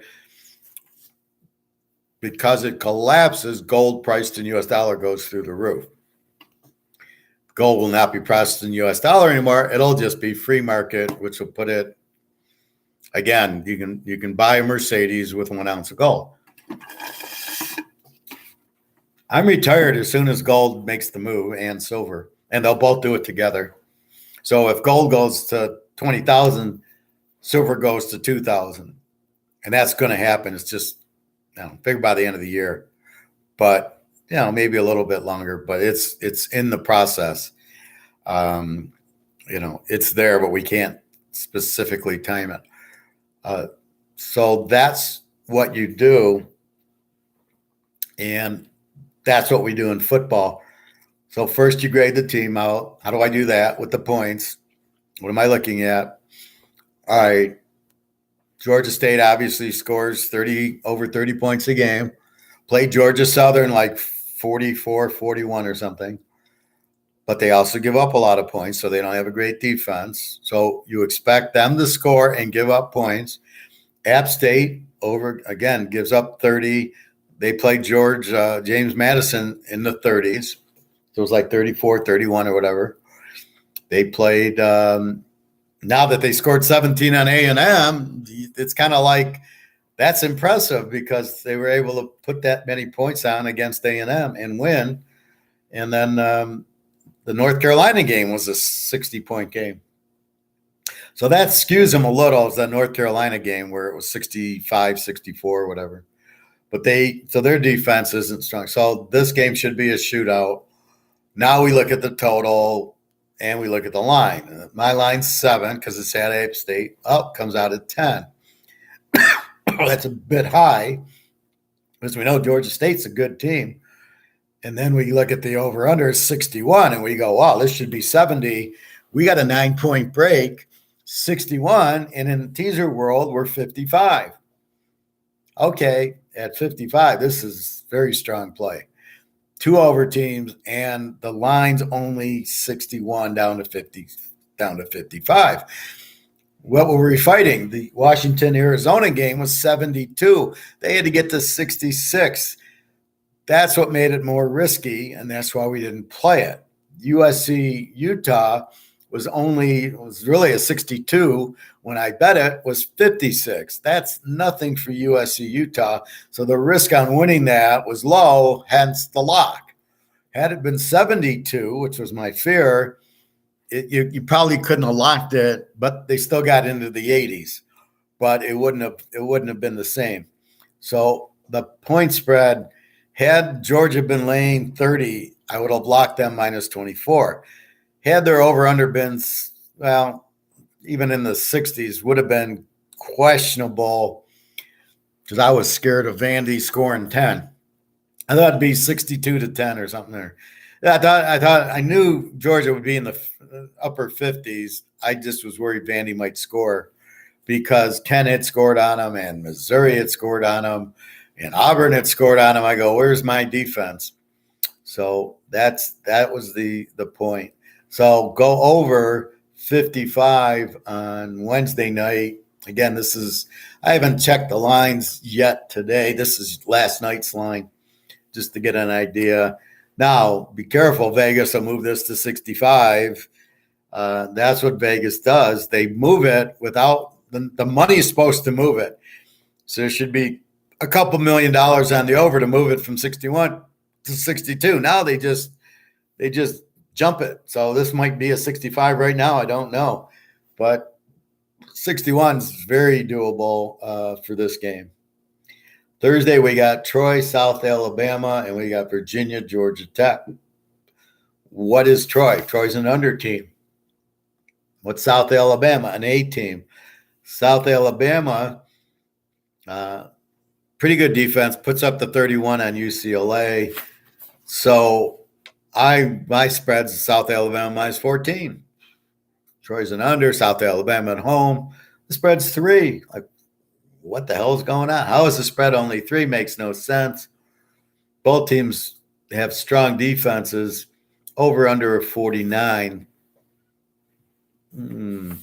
Maybe it's an under 55. But I'd like it to be in the 50s to really get interested in betting it. So, again, this is probably an under because Troy's pretty strong defensive team. And South Alabama, we know they'll score a lot. I mean, they'll get points, but it's, again, so in teaser world, it's under 55. And then the last game, Thursday's Virginia, Georgia Tech. Georgia Tech laying 3.5. They're a W team. They don't score a lot, bad defense. Virginia is an under team. No offense, strong defense. So this would probably be an under game, over under 46. I have a note, Georgia Tech. If you don't get 325 yards of offense, you're a weak offense. They don't. They're a weak offense. So I know I'm not going to get a lot of points from Georgia Tech. Virginia's not going to give me a lot of points. So, again, this is sort of an under game, 46 to under 52. Benila, I'm curious as to why TCU is only a 3.5-point favorite at home against an average Kansas State team. You got to check injuries is my first thought. And, because TCU is not Alabama. It's not Oklahoma. People have in mind a team like, why was Oklahoma 10 points over Kansas when they just got blown away 3 games in a row? I mean, they should never have been the favorite there.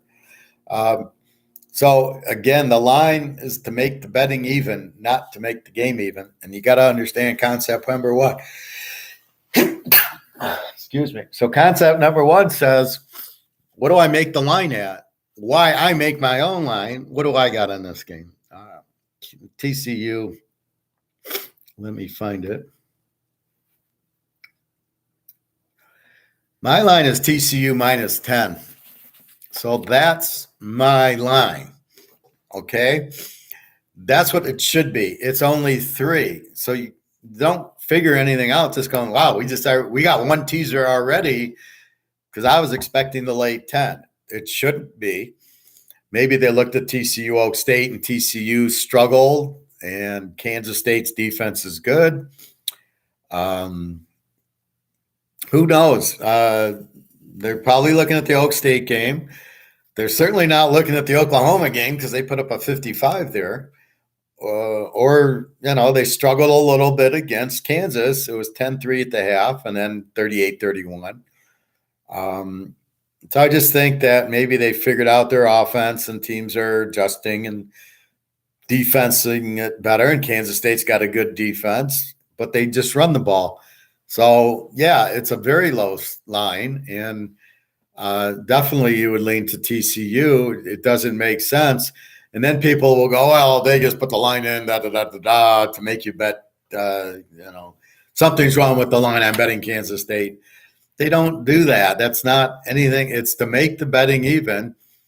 So as you can see, it was 3. It's now 3.5. It'll probably go up to 5 or 6 because people will wake up and go, fuck, Tennessee just beat Oak State. Maybe they think they'll be flat. There's a lot of reasons to it, but I don't buy the line. I think it's weak. Yeah, I need to stack up on more silver before it goes up and a bit too late. Yeah, you got for sure by the end of the year, you're fucked. You can probably go soon. October? You probably got through October, but when the shit hits the fan and it's being shit now, all these countries are getting off the dollar, and once that happens, and especially the oil companies or the oil countries, Saudi Arabia, Iraq, Iran, once they take dollars and other currencies, it's all over. That's the shit hitting the fan. And the dollar will lose the reserve currency. Now, the propaganda press won't let you in on it. You got to watch these off channels that I watch on YouTube. I'll show you one. And once you see that, then it really then it happens. But what they try to do is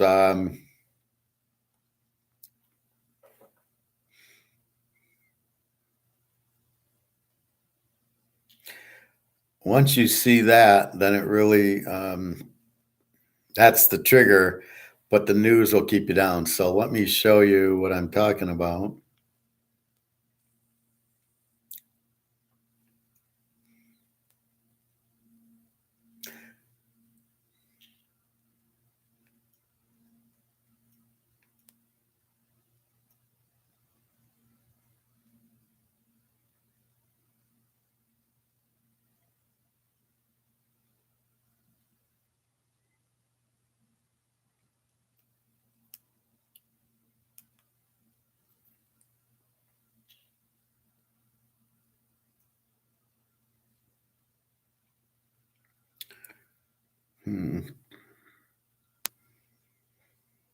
These kind of get blurry.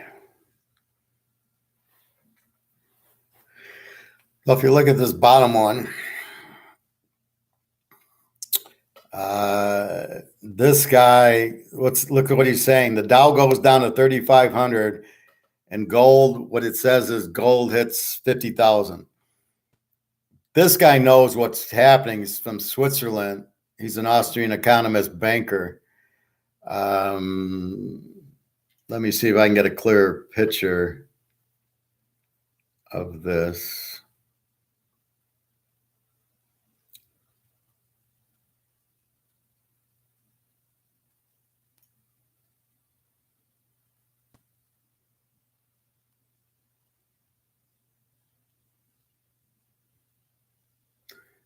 I got all my football games.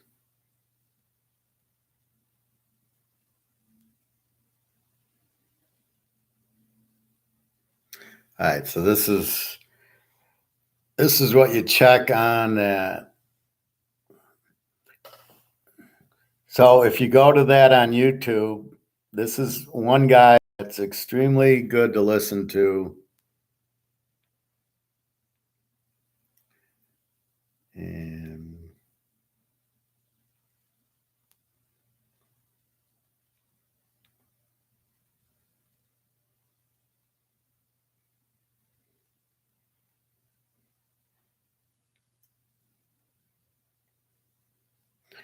another guy.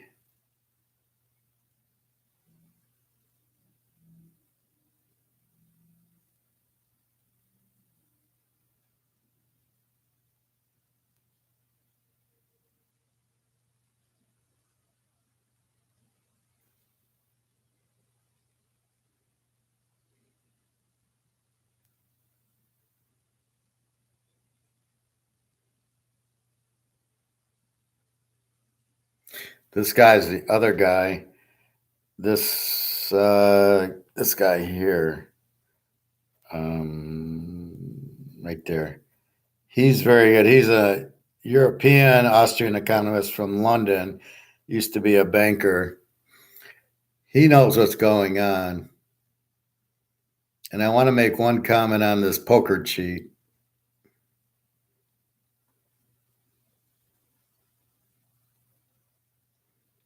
Where is this?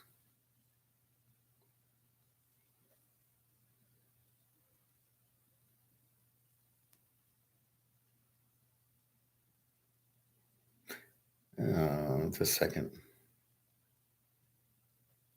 Come on, I just saw it.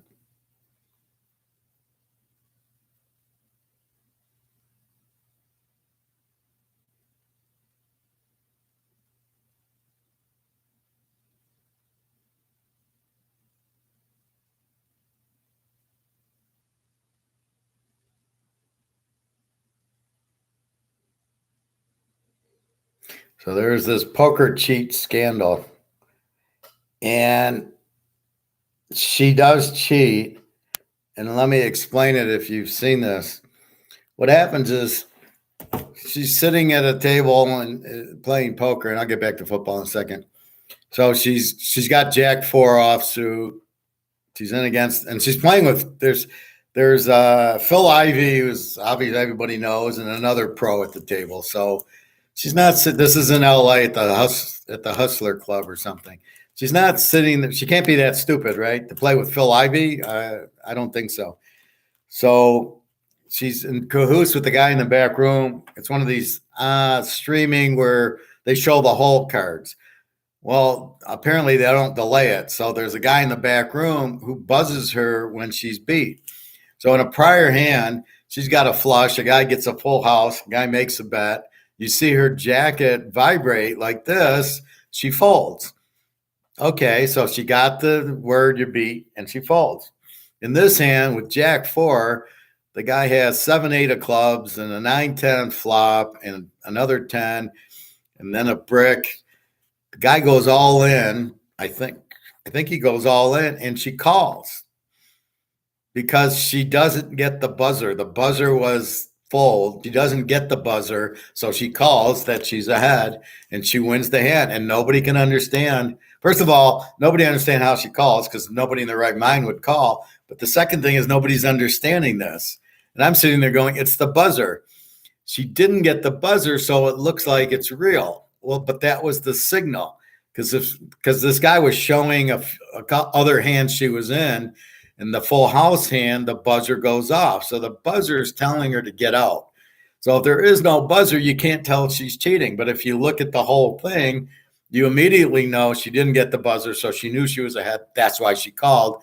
That's why she's cheating. Because nobody in their right mind playing with Phil Ivey and this other pro are going to be at that table and not know that the Jack 4, you got to go out. You have to fold. If you play poker, and I can teach you that too, you're reading the guy. The guy probably had 3 10s with the all-in bet because of 2 clubs. There was 9-10 of clubs on the board. So here we come into the river. Well, if I got 3 10s, I'm betting a lot because I want you to fold. I don't want you to catch the flush. That would be a normal play. So if I got Jack 4, I don't put you on a bluff. I put you on 3 10s or something where you don't want the flush to come out or the straight. So it's a defensive move. I'm curious. Okay. Okay. Billy Lee message retracted. Okay. Anyway, so those are your Thursday games. So Virginia, Georgia Tech, again, I think is an under at 46. So other key games, Iowa, Ohio State 29-50. It's a hard over under because Iowa has a very good defense, and I don't think they'll score. Being at Ohio helps them. Laying 29, I had my spread's 28. Iowa clearly doesn't score. It's a toughie because against a real strong defense, that's what I'm trying to warn you about. That's when the upsets happen. That's when you don't get I'd rather see Ohio State against a weak defense like Penn State than a strong defense. So here it's a tougher one. Iowa has no offense. Iowa won't score a lot. They might get 7. Ohio State probably gets in the 30s. It's going to be hard for them to score 60 points on this defense. This would be like playing Georgia. You're not scoring a lot, so we'll have to see, but that's an interesting one. Kent, we talked about 19 over Akron. Akron's the Z team. Kansas, Baylor. Ooh, Baylor 9-63.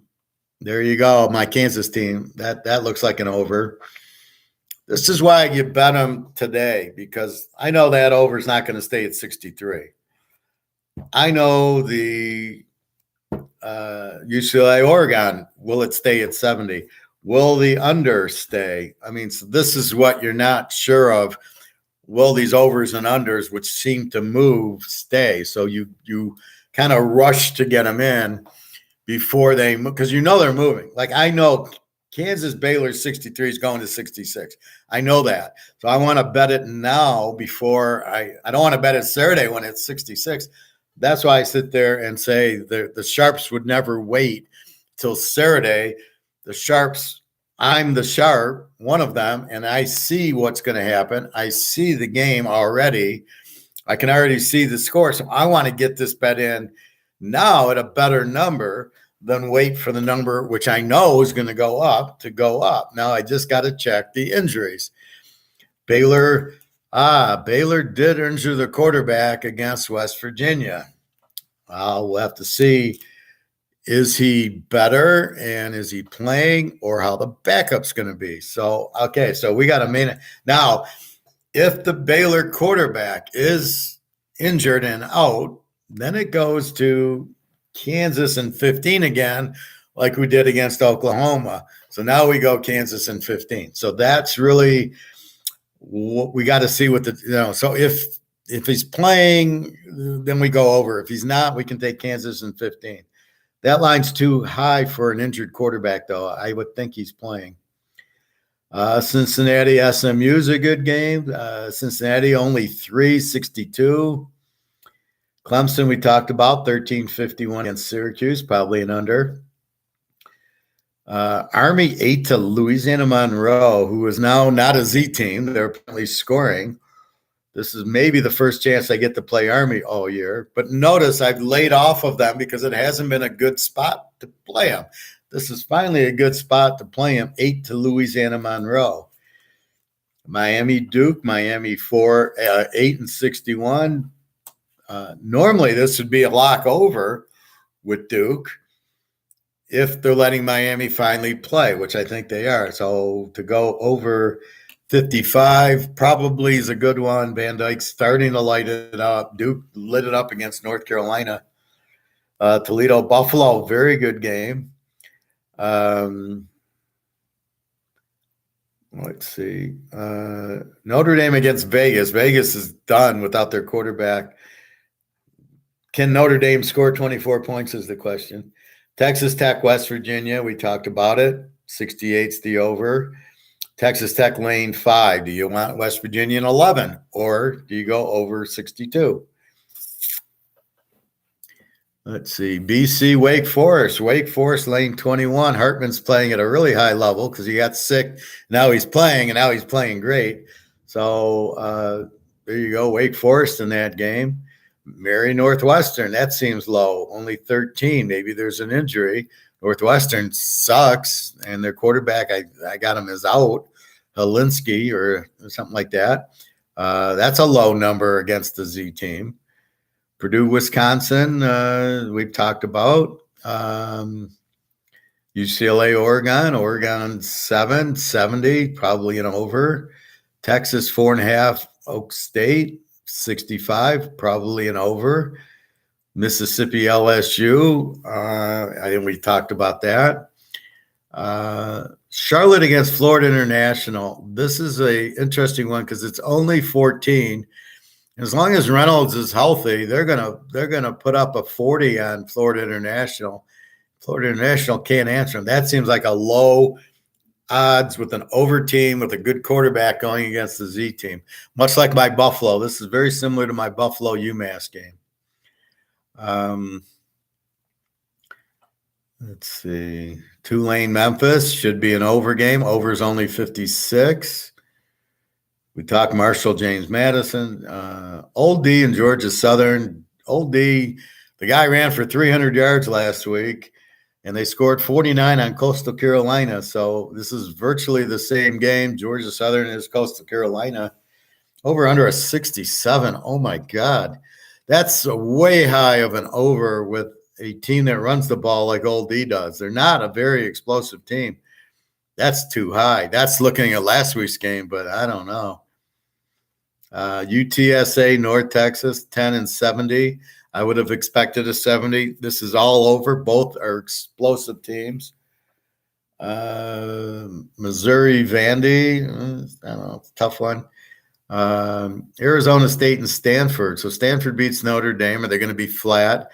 Arizona State. Both are over teams. Wow, the over-under is only 54. This one's screaming for an over bet.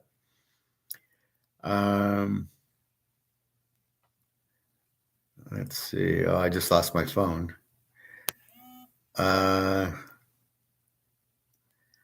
Southern Miss, Texas State. No. Fresno State, New Mexico's got to be under. You can't take New Mexico. Boise and the Air Force. This Air Force only lane 4, over under 48. This is under all over the place. Or you take Air Force +2. They're much the better team here. Alabama, we talked about lane 21 and a 62. This is over city. This is Alabama off of a loss. You know, just go sell your house and bet on Alabama here. Here, well, they'll be pissed. Also over, I don't know, Old Mississippi State's been scoring a little bit, but I don't know. When Alabama gets mad, I don't know if you can really score on them. Tennessee has a special quarterback. Now Mississippi State normally scores, but look at the Kentucky game. Look at that score. It was 27-17 against Kentucky. You're telling me Kentucky's defense is better than Alabama's? I don't think so. So they got 17 there. Alabama will get their 50 because they're pissed. So it's probably over. I don't know. Well, I don't know if you get to over with Ole Miss or Mississippi State getting 17 on Kentucky. A&M, we talked, 3 against South Carolina, 45. UCF East Card should be an over game. Pitt Louisville, I don't know what Pitt's doing right now. And I think the Louisville quarterback's injured, but let's see if he's playing. TCU Kansas, we talked about. TCU seems way low at 3.5. Check the injuries. Colorado, Oregon State by 24. Now here's Oregon State's an under team. Colorado's a Z team. So it's hard to lay 24 with Oregon State because they're not. Now they switch quarterbacks because Chase Nolan's got a hurt neck, didn't even play. They put up 24 on Wash State, so they beat them 24-10. I would expect a similar type of score. This over-under is 50, seems high. Washington, Cal, 7.5, 56. Cal does not score. This is a Washington 7.5. Wow, that is low. That sounds like a Washington play. Again, we got to check the injuries. All right. Billy Lee, I will pay you 20% off if you gives a win. That's the point, Billy. If you play a 4 or 5 team teaser or 10 team teaser and you win, you pay me 20% of the bet. So if you bet 100 to win 1,000 and we win, then you pay me $200. If it doesn't win, you don't pay me anything, and you just simply bet your $100 or 50 or whatever. There is a $50 minimum on that, so don't bet. I'm not going to give you 5 teams and you bet $10 to win 40, and I win $8. So it's got to be at least 50. Nick, will any early plays for this week be emailed tonight? Trying to get well, possibly, yeah. There's 2 locks I already like, and then after reading this, there's 3 or 4. So. I just got to study the injuries, and I'll probably send them to you. But I'll let you know.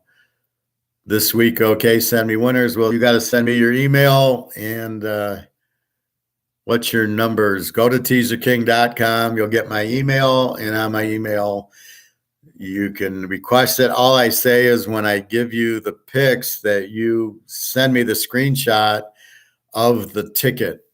And then if we win and I get 20%, you then PayPal it to me, and I shouldn't have to ask for it. So like today, if we won Saturday, then I would expect you to PayPal it to me today, the 20%. So if it's whatever the win is, so if the win's $500, you'd pay me $100, something like that. You think UCLA, Oregon get in the 80s, at least, probably the hundreds. At that, don't bet 50 and $8. Well, yeah, I mean, that's ridiculous. So I'm expecting most of my guys are $1,000. If San Jose State wins, or I played the stupid under, one was 1,700 and one was like 1,500. So I would have got, so 1,700, do the math, 20%, 1,500. And all the other 9 had won on both tickets. So it was just simply a matter of, and I got kind of pissed, like, why did I put San Jose State in both of them? But I really like San Jose State because Fresno State had lost to Connecticut. So it was a real overanalyze. I thought Fresno State has no offense, which they didn't. But I thought San Jose State would score more than that, and Fresno State's backup sucked. So it was a really, like, all I got to do is win by 1. I couldn't believe I had a 10-7 lead, and then it went 14-10, 17-10, and San Jose State couldn't score in the second half. It was unbelievable. Just don't tell me Fresno State's all of a sudden got a defense when you lose to Connecticut. So, yeah, it's a rivalry, but I could have played the Texas-Iowa State under instead of that, and I'd have made a killing the last week. Anyway. So that's just an eyeball shot. We got to get more in who's injured. Now that we know Oklahoma's quarterback's playing and Kentucky's quarterback's playing and Alabama's quarterback's playing, Arkansas's quarterback's playing. So it really cost me. I would have definitely locked Alabama, Tennessee. I would have definitely locked Oklahoma, Kansas over. So I would have locked the Tennessee over and the Oklahoma, Kansas over. Had I known the quarterbacks were playing. But at the time to make the picks, I still took Tennessee, but I would have locked them. And then I took Kansas instead of the over, but it worked out for us. So, again, you just, you got to deal with the injuries. And I tended to wait. I think Saturday I posted, or Friday night I posted the Kentucky over game based on he was playing. So, if he doesn't play, I probably bet the game under, or I bet Mississippi State. So got to keep an eye on the injuries. So I got to check the TCU and the Baylor quarterback. I mean, this Kansas is beautiful. It's a beautiful league. Now that Kansas isn't over, this and the Pac-10 are the best. Now that Kansas isn't over, they play Texas Tech, TCU, Baylor. They're all overs, and Oklahoma over. And the same thing in the Pac-10: USC, UCLA, Oregon, Washington, USC. They're all overs. I mean, it's insane, and you get all these matchups. So it's just But where is that in the pros? I can't. I don't. The pros are so bad, and the coaches are so bad that it's, well, let's go on 4th and 1 at our own 35. Oh, we didn't make it. I mean, this is what you're dealing with in the pros. You deal with it a little in college, but I don't know if they face it enough. But look, Nick Saban, man, he had the ball 4th and 1 at the 6. He kicked the field goal. He doesn't fuck around with that unless it's at the end of the game and they actually need the 4th down. Otherwise, the second quarter, you think Nick Saban's 4th and 1 in his own 30? Are you kidding me? He's punting the ball. That's how you coach. That's the problem now in the pros. I don't know which ends up tonight. Denver, San Diego. I like Denver as a dog because San Diego never blows anybody out, but they'll probably win by 30. I mean, that's the problem. You really have the pros are mostly blind bets because there's no rhyme or reason. How does Pitt beat Tampa? New England beats Cleveland. The Jets beat Green Bay. Giants beat Baltimore. Okay, my Cincinnati wins. The Rams win. Seattle crushes Arizona and gives them 9 points. How could you have predicted that in a million years? The Buffalo KC game, okay. Dallas Philly under, okay. How do you predict something like Seattle and Arizona they each give up 40 points a game? I mean, that's really what's going on.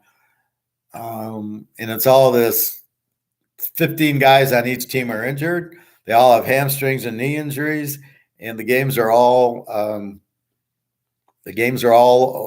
over and under. I mean, it's just the games are so poorly played and so poorly coached that there is no, Jacksonville beats Indy. They then play Philly 29-21. Okay, they're scoring, and they lose to Houston at home 13-6. And then they play Indy and at Indy, and it's a 48-35 game. Okay, excuse me, teams don't do that. I mean, you either score a lot or you play good defense. You don't do both. And against Indy, how do you play an over? I mean, it's just yesterday was definitely Twilight Zone day. You just couldn't pick it. So anyway, Nick, trying to build the bankroll over the past couple of years, we have been working together. Want to have a larger one by the time I'm older. Well, just keep going. Just keep that in mind. So when you get a day like we did in the pros yesterday, but you got the day like you did in college. So that's one of the guys I bet with. I get 20%. We just do regular teaser bets. And we went 8-0 on Saturday. And so I gave him the pros just as bet them small. We want to quit the week a winner. We do not want to give this back. And I love the college a lot more than I love the pros. So I said, don't give it back. And he didn't. He bet much smaller. And we made profit because what we did on Saturday made us profit for Sunday. We don't ever want to give back the winnings on Saturday to Sunday because look at the bullshit we have going on in the pro. Now we're all going to bet the Giants and the Jets and bet against Green Bay and Tampa. It's not what world am I living? I'm in the bizarro world. Everything where up is down and down is up. I mean, the pros are, I've got to do some serious thinking of adjusting to figure out these teams. Normally my trends are wonderful. And let me see real quickly. I don't want to get too much into pros. Play against Jacksonville, 18-4 is now 19-4. Play against Atlanta as a home dog, that didn't work. Play against Cleveland, that worked. Miami was 9-1 as a home dog, that worked. Green Bay, 18-4 as a home favorite, didn't work. Play against Baltimore, 18-4 as a road favorite, worked. Cincinnati, 21-5 worked. Carolina, 14-1 as a road dog, actually worked because they lost by 14. But how do you do it without the quarterback? And then I don't know what this is. Philly uh, today play against San Diego, 32-8. So let's see if that works. That's always been my bread and butter in the pros is those stats, the trends, because it's the only thing that makes college. I'm starting to look at these over-unders and the teams and that, but I'm trying to do it in the pros, but it's not working. So I got to go back to my basics. So for some reason, it's working in college, like the UCLA Utah over, and it goes over. But yet, when I take Arizona Seattle, both over teams, and I take it over, and you don't get it. But had I played Seattle as a home dog, then I would have won. Or had I played Carolina as a road dog, even though it was 14 points, you win. So I think that method I got to go to first, and then try to figure these over-unders. Jacksonville, Indy, both are unders, 34-20, 34-21 with two under teams. Indy probably hasn't scored 34 points in 3 games. I don't know what the fuck's going on there. So anyway, you just got to be careful. How Pitt beats Tennessee, beats Tampa. I mean, that's just mind-blowing. Pickett gets hurt and Trubisky comes in and wins the game. Like, wow. I mean, it's just there's no explanation. This is just outer space, the pros. I'll figure it out, but college I got figured. College every week, 16-2, 17-2, 18-2, 10-0, 19-1. I mean, it's just unbelievable. But the pros, what should happen isn't. So we'll have to rethink that. I'll figure it out. What else? So I'll come back tomorrow. We'll recap the pros, which I kind of just did, but we'll do it more thoroughly. Now I've got all the stats. So I look at the quarterbacks for college on Yahoo. There's stats. You can pull quarterbacks. And what I look for in the quarterbacks is touchdowns to interceptions. The real hot ones are like Hartman on Wake is like 15 touchdowns and 0 interceptions. And really that's what you're looking for. And that's how you find the quarterbacks. That's how I found every quarterback was that ratio. And then I against like Rattler on South Carolina. It was like 4 touchdowns and 8 interceptions. I'm like, I'm betting against this guy because the quarterback's job is to throw touchdowns. And if he's not getting in the end zone, then, they're not strong. They got to run it in unless they got really strong running. And the only one like Van Dyke's got he's up to 8-3 now, 8 touchdowns and 3 picks. But last year he was in the 30s. I mean, it was like 30-3 or something. It was unbelievable. But they've changed coaches, which changed the offense. So you got to be aware of that. I guess that's it. Anything else? My baseball guy, you bet the Cleveland Yankees over. So I'll probably lock these locks probably either today or tomorrow. Again, wanting to beat the spread movement. And as Nick just told you, so if you're a customer, I'm gonna send you an email going, especially Monday. My week turns over Monday at midnight. Then you get next week's games if there are any, which not always are. But when I see some good over-unders or some good locks that I'm worried the spread's going to move, I'll post it today and I'll email it to Nick. So I'll say, Nick, here's next week's locks. Now, Nick already bought the year, so he gets all the games. So I'm not worried about it. If you're a weekly bettor, you got to pay before I'm going to send you that. So a lot of the guys are monthlies and a lot of the guys have gone the whole year because it's such a benefit to go years only 650 where a week's 100 and a quarter. So you get 6 weeks when you're going to have all the weeks and it's, after 6 weeks, you're ahead. And as you can see, I make a lot of money. So it's not real quick. I was watching that stupid movie with Al Pacino and the other guy, the Texas guy with the accent, McConaughey. And he's there. Then there are handicappers, and I was disgusted in the movie. First of all, it makes handicappers look like freaking morons. And I don't like that they try to, okay, if the guy bets 1,000, make him bet 10,000. And it's like, no, no, no, you're missing the point. The point is not to get Bonilla to bet with me and put in $1,000 a game. My point is to help Bonilla understand, and if he's a customer, to try to make him money, as Nick's saying. I remember that movie. It's called it's on Roku now, and it's ridiculous. I mean, I'm here to make you money, and I teach you, and I tell you that it's all bankroll. Look what Nick's saying, trying to build a bankroll. That's what you're trying to do here. You're trying to make more money. I don't want you to bet a lot and bet your whole bankroll. What did I just tell you? I went 8-0 with my guy on Saturday and 2 team teasers. And what did I tell him?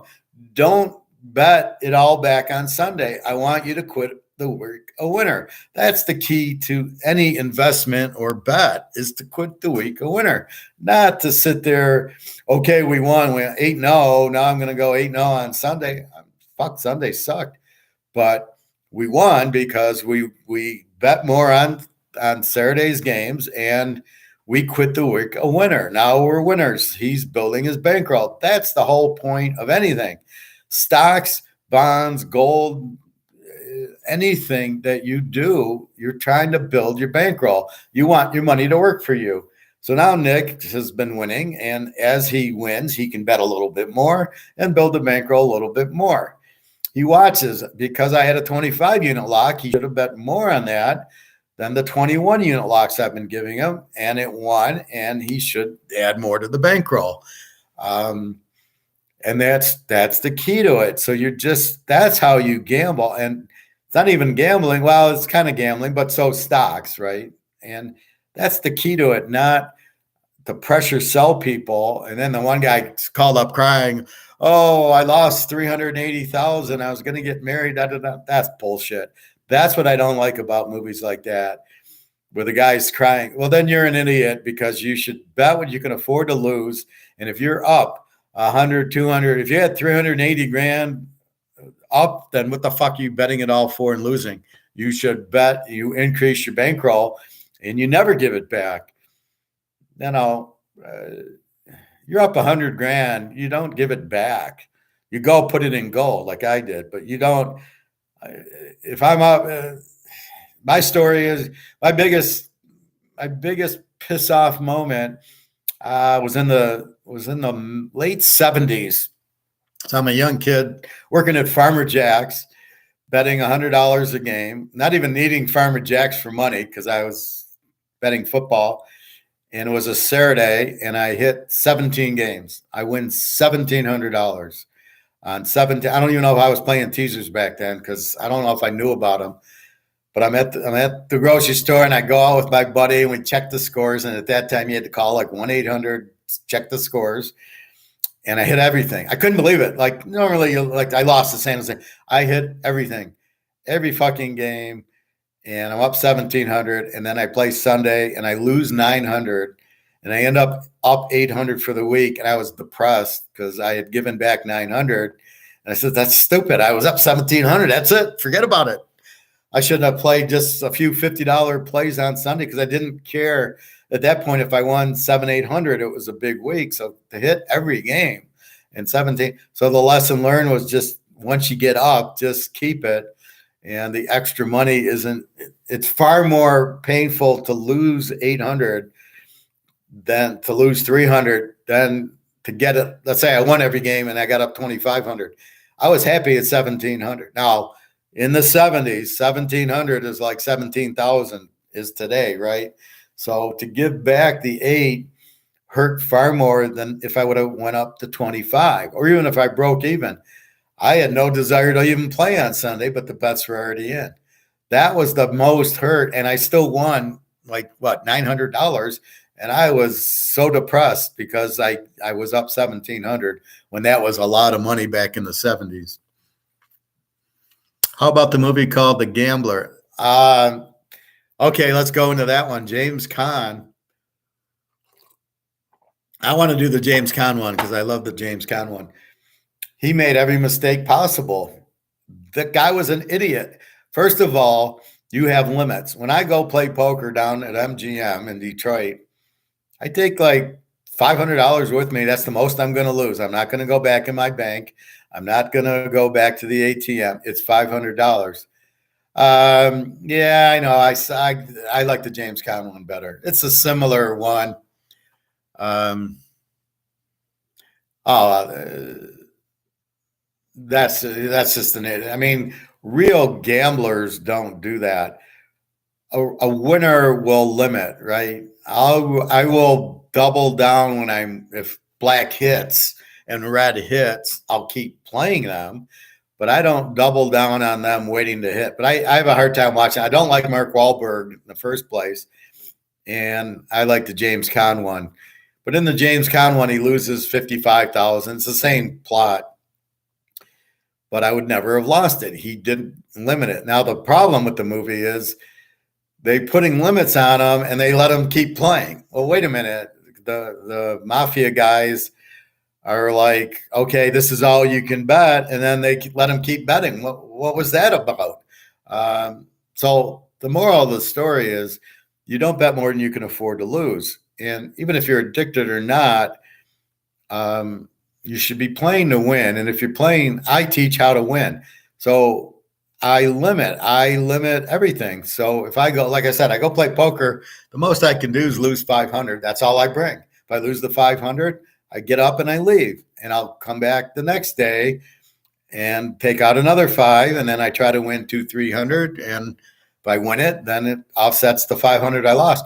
But I never lose more than I can afford to lose that I don't have, especially if I don't have 500, I don't go down and play.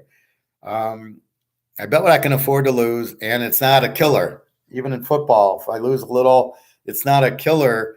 It doesn't kill me, right? It just, okay, this is what I can afford to lose this week. I'll get it back next week. And that's what I always say is don't let one week kill you. Don't let one bet kill you. Okay, we lost KC over. All right, fine. We hit the Dallas under. We'll got 10 picks for this week. You always want to be live because here comes good games. UCLA, Oregon, over. Oh, well, if I quit or if I bet too much, I can't bet that game, but that's a good bet. So you always stay alive to bet those games, but you always only bet what you have, what you're going to be able to bet. That's it. That's just like stocks. Anybody that plays on margin is a freaking idiot. So if you bet 10,000, but you're on margin for 100, and you don't have 100, you're a freaking idiot. That's all I can say. I never, ever played margin with stocks. It's more fixed than football, and you can lose a ton. So you don't do that. So what you're really trying to do with stocks, I got money in my IRA, and I'll buy like I said, my typical day, I figured out kind of how to bet stocks. So I bet my gold stock. It's at, let's say it's at $40 a share. I'll buy 1,000 shares, $40,000. If it goes up 70 cents, I've made $700. I sell it. I'm in and out. I take my profit and go. I'm not trying to make 40,000. I'm trying to make 700 40 days in a row, and I'll make all my money that way. Because I know it goes up and down. Now that stock went up to 80. Newmont is like 42. I don't know what it's at now, but I haven't even followed it because right now I'm in cash. I'm out of the stock market because I know it's going to crash because I can read the signs of economics. And I know that when you inflate and you make costs higher, stocks will lose the value. People are losing their money. They're getting their cars repossessed. They can't afford their mortgages. What are they doing for money? They're selling their stocks. So how can stocks can only go up if they're bid up? Well, people are selling, they got to be bid down. They're not going up. So why would you keep your money in stocks? I've been out for a year. So really that's what you're looking at is what to do. So never play margin on stocks because, it's the guy can die. The chairman can die. The CEO, all of a sudden we're at war with Russia. The market tanks. So get out of it. Gold and silver is the only real thing to be in. And only in physical, not in ETF or paper where it's fake and it's phony, and these guys should go to jail for price fixing. I see these guys doing that ETF on one of my channels. I see them on a channel, and I immediately dislike them and then say these guys should go to jail, because what they're doing is misleading people. I'm not telling you to go over in UCLA, Oregon, if it really is an underplay. I'm not misleading you. I'm telling you this is what's happening, and you can see by the results. We had USC over with Utah, and then you see the result. They went over. So I'm telling you what you should do. I'm telling you the truth, and you can see the results happening. These idiots are telling you that ETFs are physical gold and that you actually own gold, and that's a lie. You don't own any of it. Like I showed you before, it's the Bellagio Cup, and I'm selling it. So what a derivative is, I have one, which is mine, and you're going to buy 10, and you're buying, and all these. So 1,000 people have bought an ETF in this thinking they own it. Nobody owns it but me. You'll never get it. And in gold, you need physical, not paper. And that's where it's about to break. And the Russians and the Chinese and the Indians are all deep into gold, and they don't like the price where it's at. Believe me, they're going to get the price higher. And that's what I'm waiting for. So that's why I tell you to buy it, plus the dollar's going out. So with all that said, so you've got to be smart. And that's why never go on margin in stock. You don't know what's going up unless you're the government and you're on insider trading, which they all should go to jail for cheating. There's a lot of cheating going on in the world. But back to the gambler movie, the funny part is when he's on a losing streak in the beginning of the movie, and I'm talking James Caan, he loses $55,000 or $44,000, something big number in the 70s. That's a huge number. And he just goes on a losing streak, and he loses and keeps losing. Then he goes to Vegas and he gets on a hot streak. But what he does that is wrong, he keeps quitting his hot streak. So he's playing craps, and he hits 13 passes in a row, and he quits. Keep going. Then he goes to backrack, and he hits 5 backracks in a row, and he quits. Like he's with Lauren Hutton. She goes, "Oh, this is our lucky table." He says it was, and they get up and leave. Like, dude, what the fuck are you doing? You finally are hot. Play your hot. Keep going. The opposite of you did on your cold streak. So if you kept going, you'd win all your money back.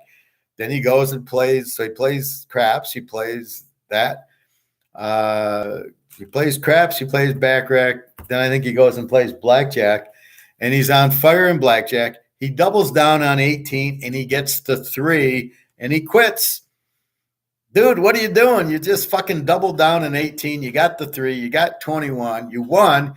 Where are you going, man? I'd be at that table forever if I'm hitting 18s and doubling down and winning with 21s. He didn't even hit it. He doubled down. He hits it. He said, "Well, that's it." And I'm like, "What are you talking?"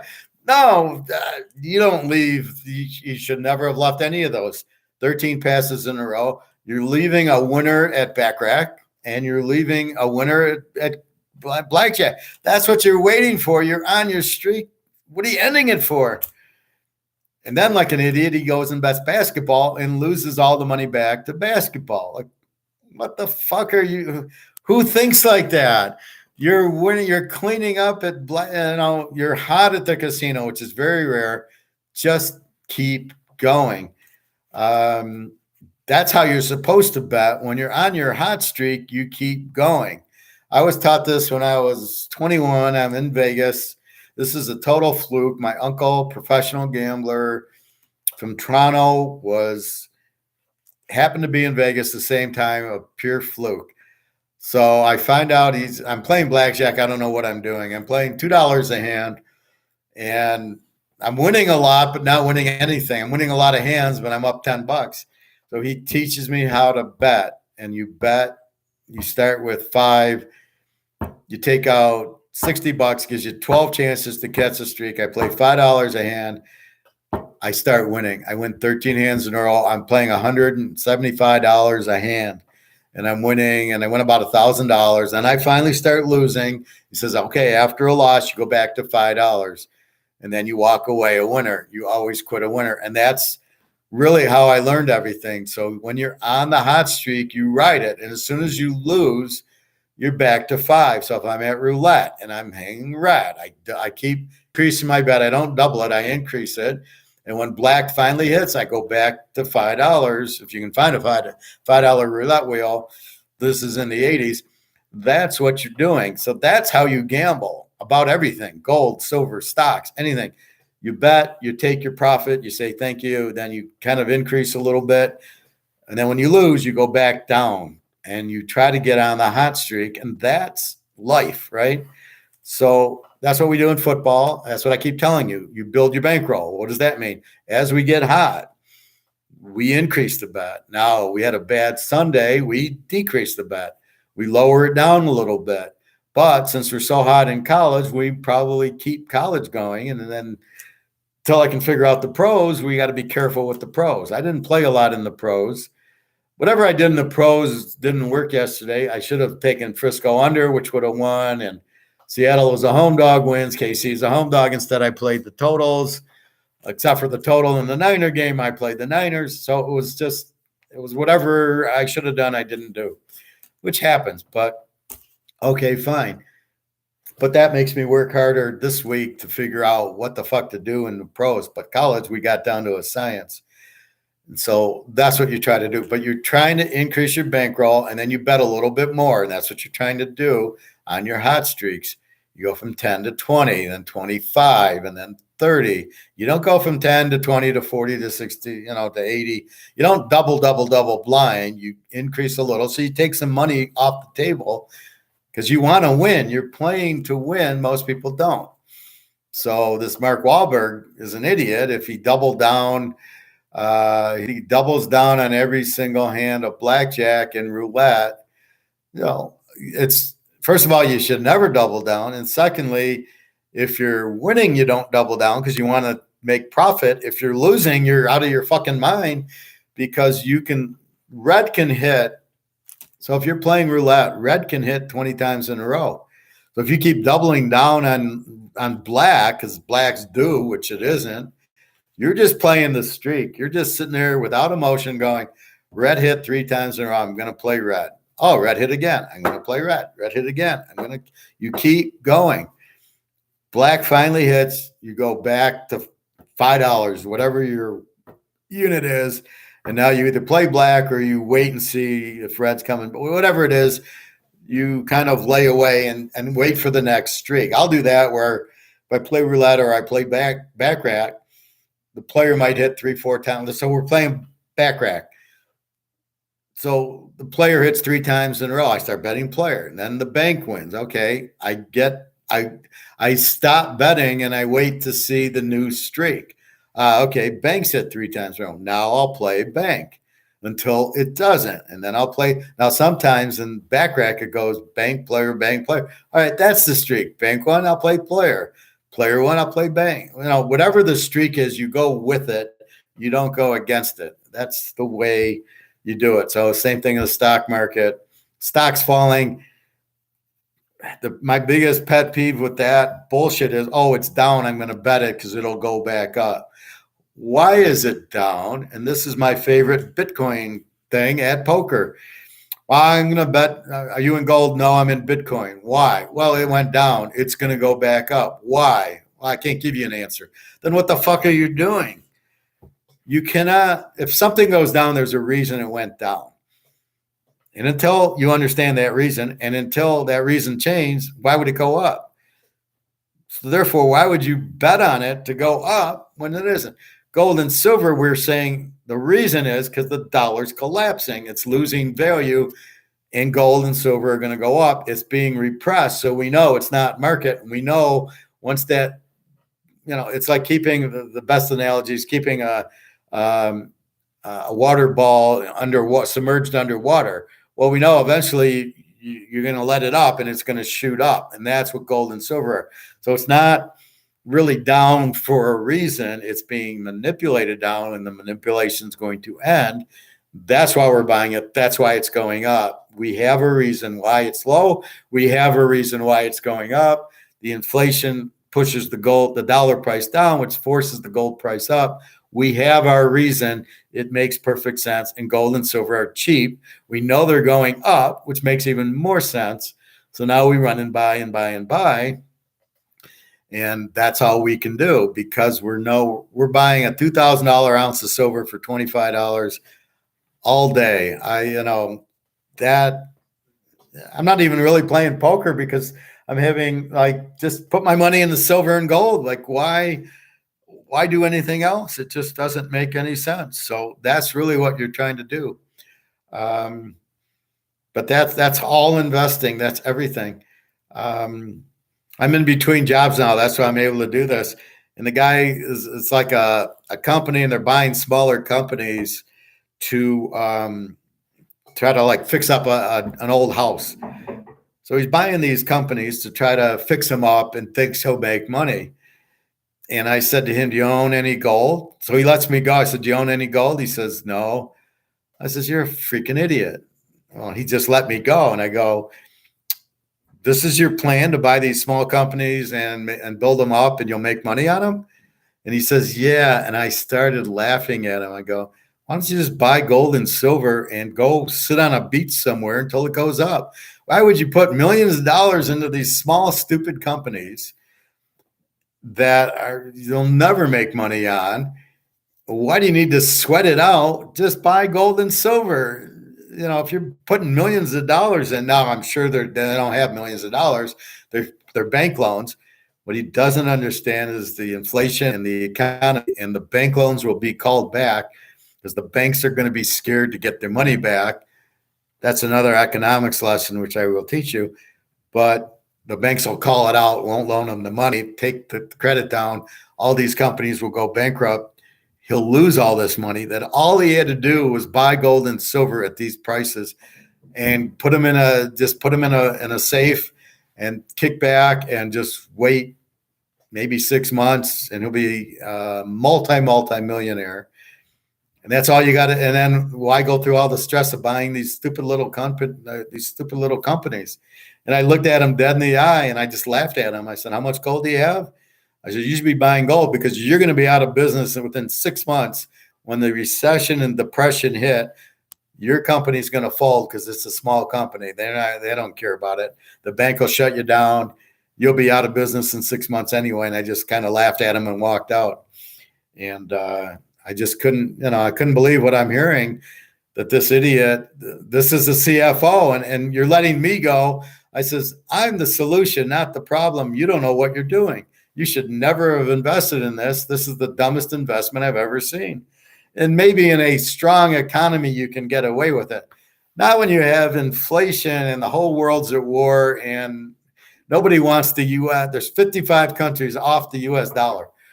Well, what's going to happen here? Nobody's going to buy. It's a massive inflation going on in the world. What the fuck are you doing? Why would you invest in a small company that, as I told you in Say's Law, you make what people want. You make the blue shirt. He's making this tooling stuff that nobody's going to want because they're not going to. How many Toyotas are going to be sold? So do you think Toyotas are going to buy what you're making in your little shop? You think Toyota's going to buy your little crap when they can't sell a car?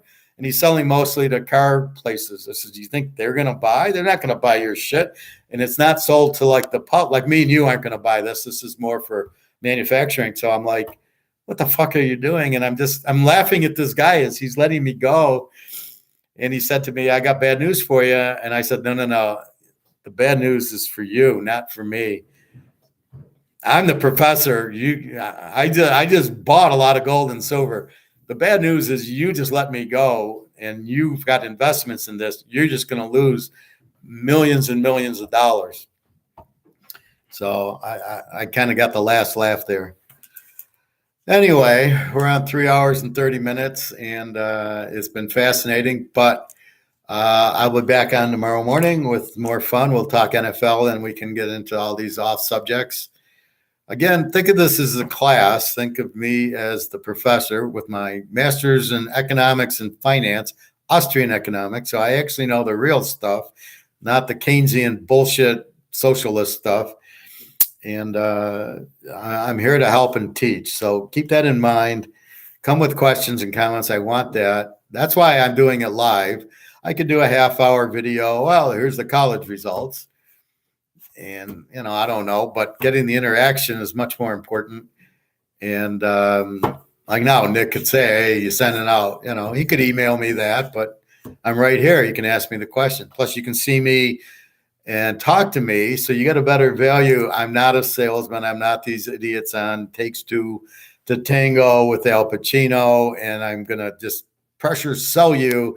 And I don't know what the fuck I'm doing. No. We that's not what this is. And I get offended by the movie making me look bad because of making handicappers look bad, which they always do. They always make gamblers look like they're all addicted and they're all losers and they all get divorced and they all, are drug addicts and they lose all their money. And, it just makes me like, fuck, that's not how it is with me. What the fuck are you talking about?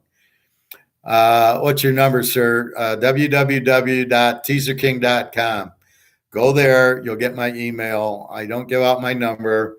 You get some bad people who call you or that. Maybe after, like Nick, maybe could call me. We've been together for 3 years. I know him and trust him. There's a whole different ball game. I don't know you, and I'm not going to give my number out until you're a customer and I've known you for a while. That I feel you're not going to, I'm not going to get weird phone calls. So go there, get my email. Please email me, and we can go from there. Anyway, I do 10 team teasers. People pay me PayPal, Venmo all the time. 2 team teasers, whatever they want. All I ask is that it's a minimum of $50. It's 20%. That's it. I don't go 50% or more. And I ask you to show me the slip so I know everything's legit. You're not trying to get my picks, bet them, and then, I didn't bet them and all that bullshit. I'm not into that. There's no lying going on here. So I don't expect you to lie to me either. So www.teaserking.com. Feel free to email me, questions or comments. I can't give you locks for nothing because I got customers, family that buy and pay, and they pay for the picks. You're going to pay for the picks, but I will give you the free pick I give you here, which was Kansas and the over in the Tennessee game. So I will help you that way, but I'm not going to just give you picks for give you picks. Now, a lot of these are my thoughts, but they're not all my picks. Some are my locks, some are not, but you don't know what it is, and you don't know if I'm betting them. So that's why I'm free to do it, but you don't know what I'm playing and what I'm not. You just know my idea on each game. So if I give you the over on North Texas UTSA, you don't know if I'm betting it. I might not bet it, but I'm saying how I feel the game should go. Anyway, have a great day. www.teaserking.com. I'll see you tomorrow, probably around the same time, 11 o'clock. If you have a lot of money in the bank, get it the fuck out. All right. So you got $100,000 in the bank. You're not going to be able to take it out, and you're not going to be able to take 100. You're going to probably have to take 10 or 15 grand out 6 or 7 times. They will not give it to you because they don't have it. There's a bank runs going on. There's gold and silver. You're going to be lucky to find it. So please be careful. But if you have $100,000 in the bank, I suggest you get it out. You buy what you can in gold and silver. And if you don't feel comfortable with that, I would suggest you buy a safe and you put the money in the safe, because the U.S. dollar is going out. The banks are losing their ass with these defaults on the loans. So if they loaned out for a car and the guy defaults, the bank just lost money because they loaned you 20 grand for a car loan that you can't pay back. Well, they're going to pull back their loans and then they're going to start taking your money. And it's already happening. And as they raise interest rates, and the interest rates are not raised for inflation, they're raised to bankrupt Europe and China and us. So do not trust the feds. Do not trust the government. They're evil people. They are selfish, and they're all a bunch of idiots. They're all socialists. They're communists. And they believe government runs and tells you what to do and controls you. And that we don't want. So that's another reason to get into gold and silver. You get out of government control. All right, everybody. Thank you very much. Have a great day. I will talk to you tomorrow. and we'll do it all over again. www.teaserking.com. We'll probably have locks either tonight or tomorrow for this college. I haven't even looked at pros yet. So just keep that in mind. If you do, like Nick, I'll email him if we do lock something tonight. Otherwise, it'll be tomorrow, and you can go in after midnight and you'll see the picks. All right, everybody. Thank you very much. Have a great day.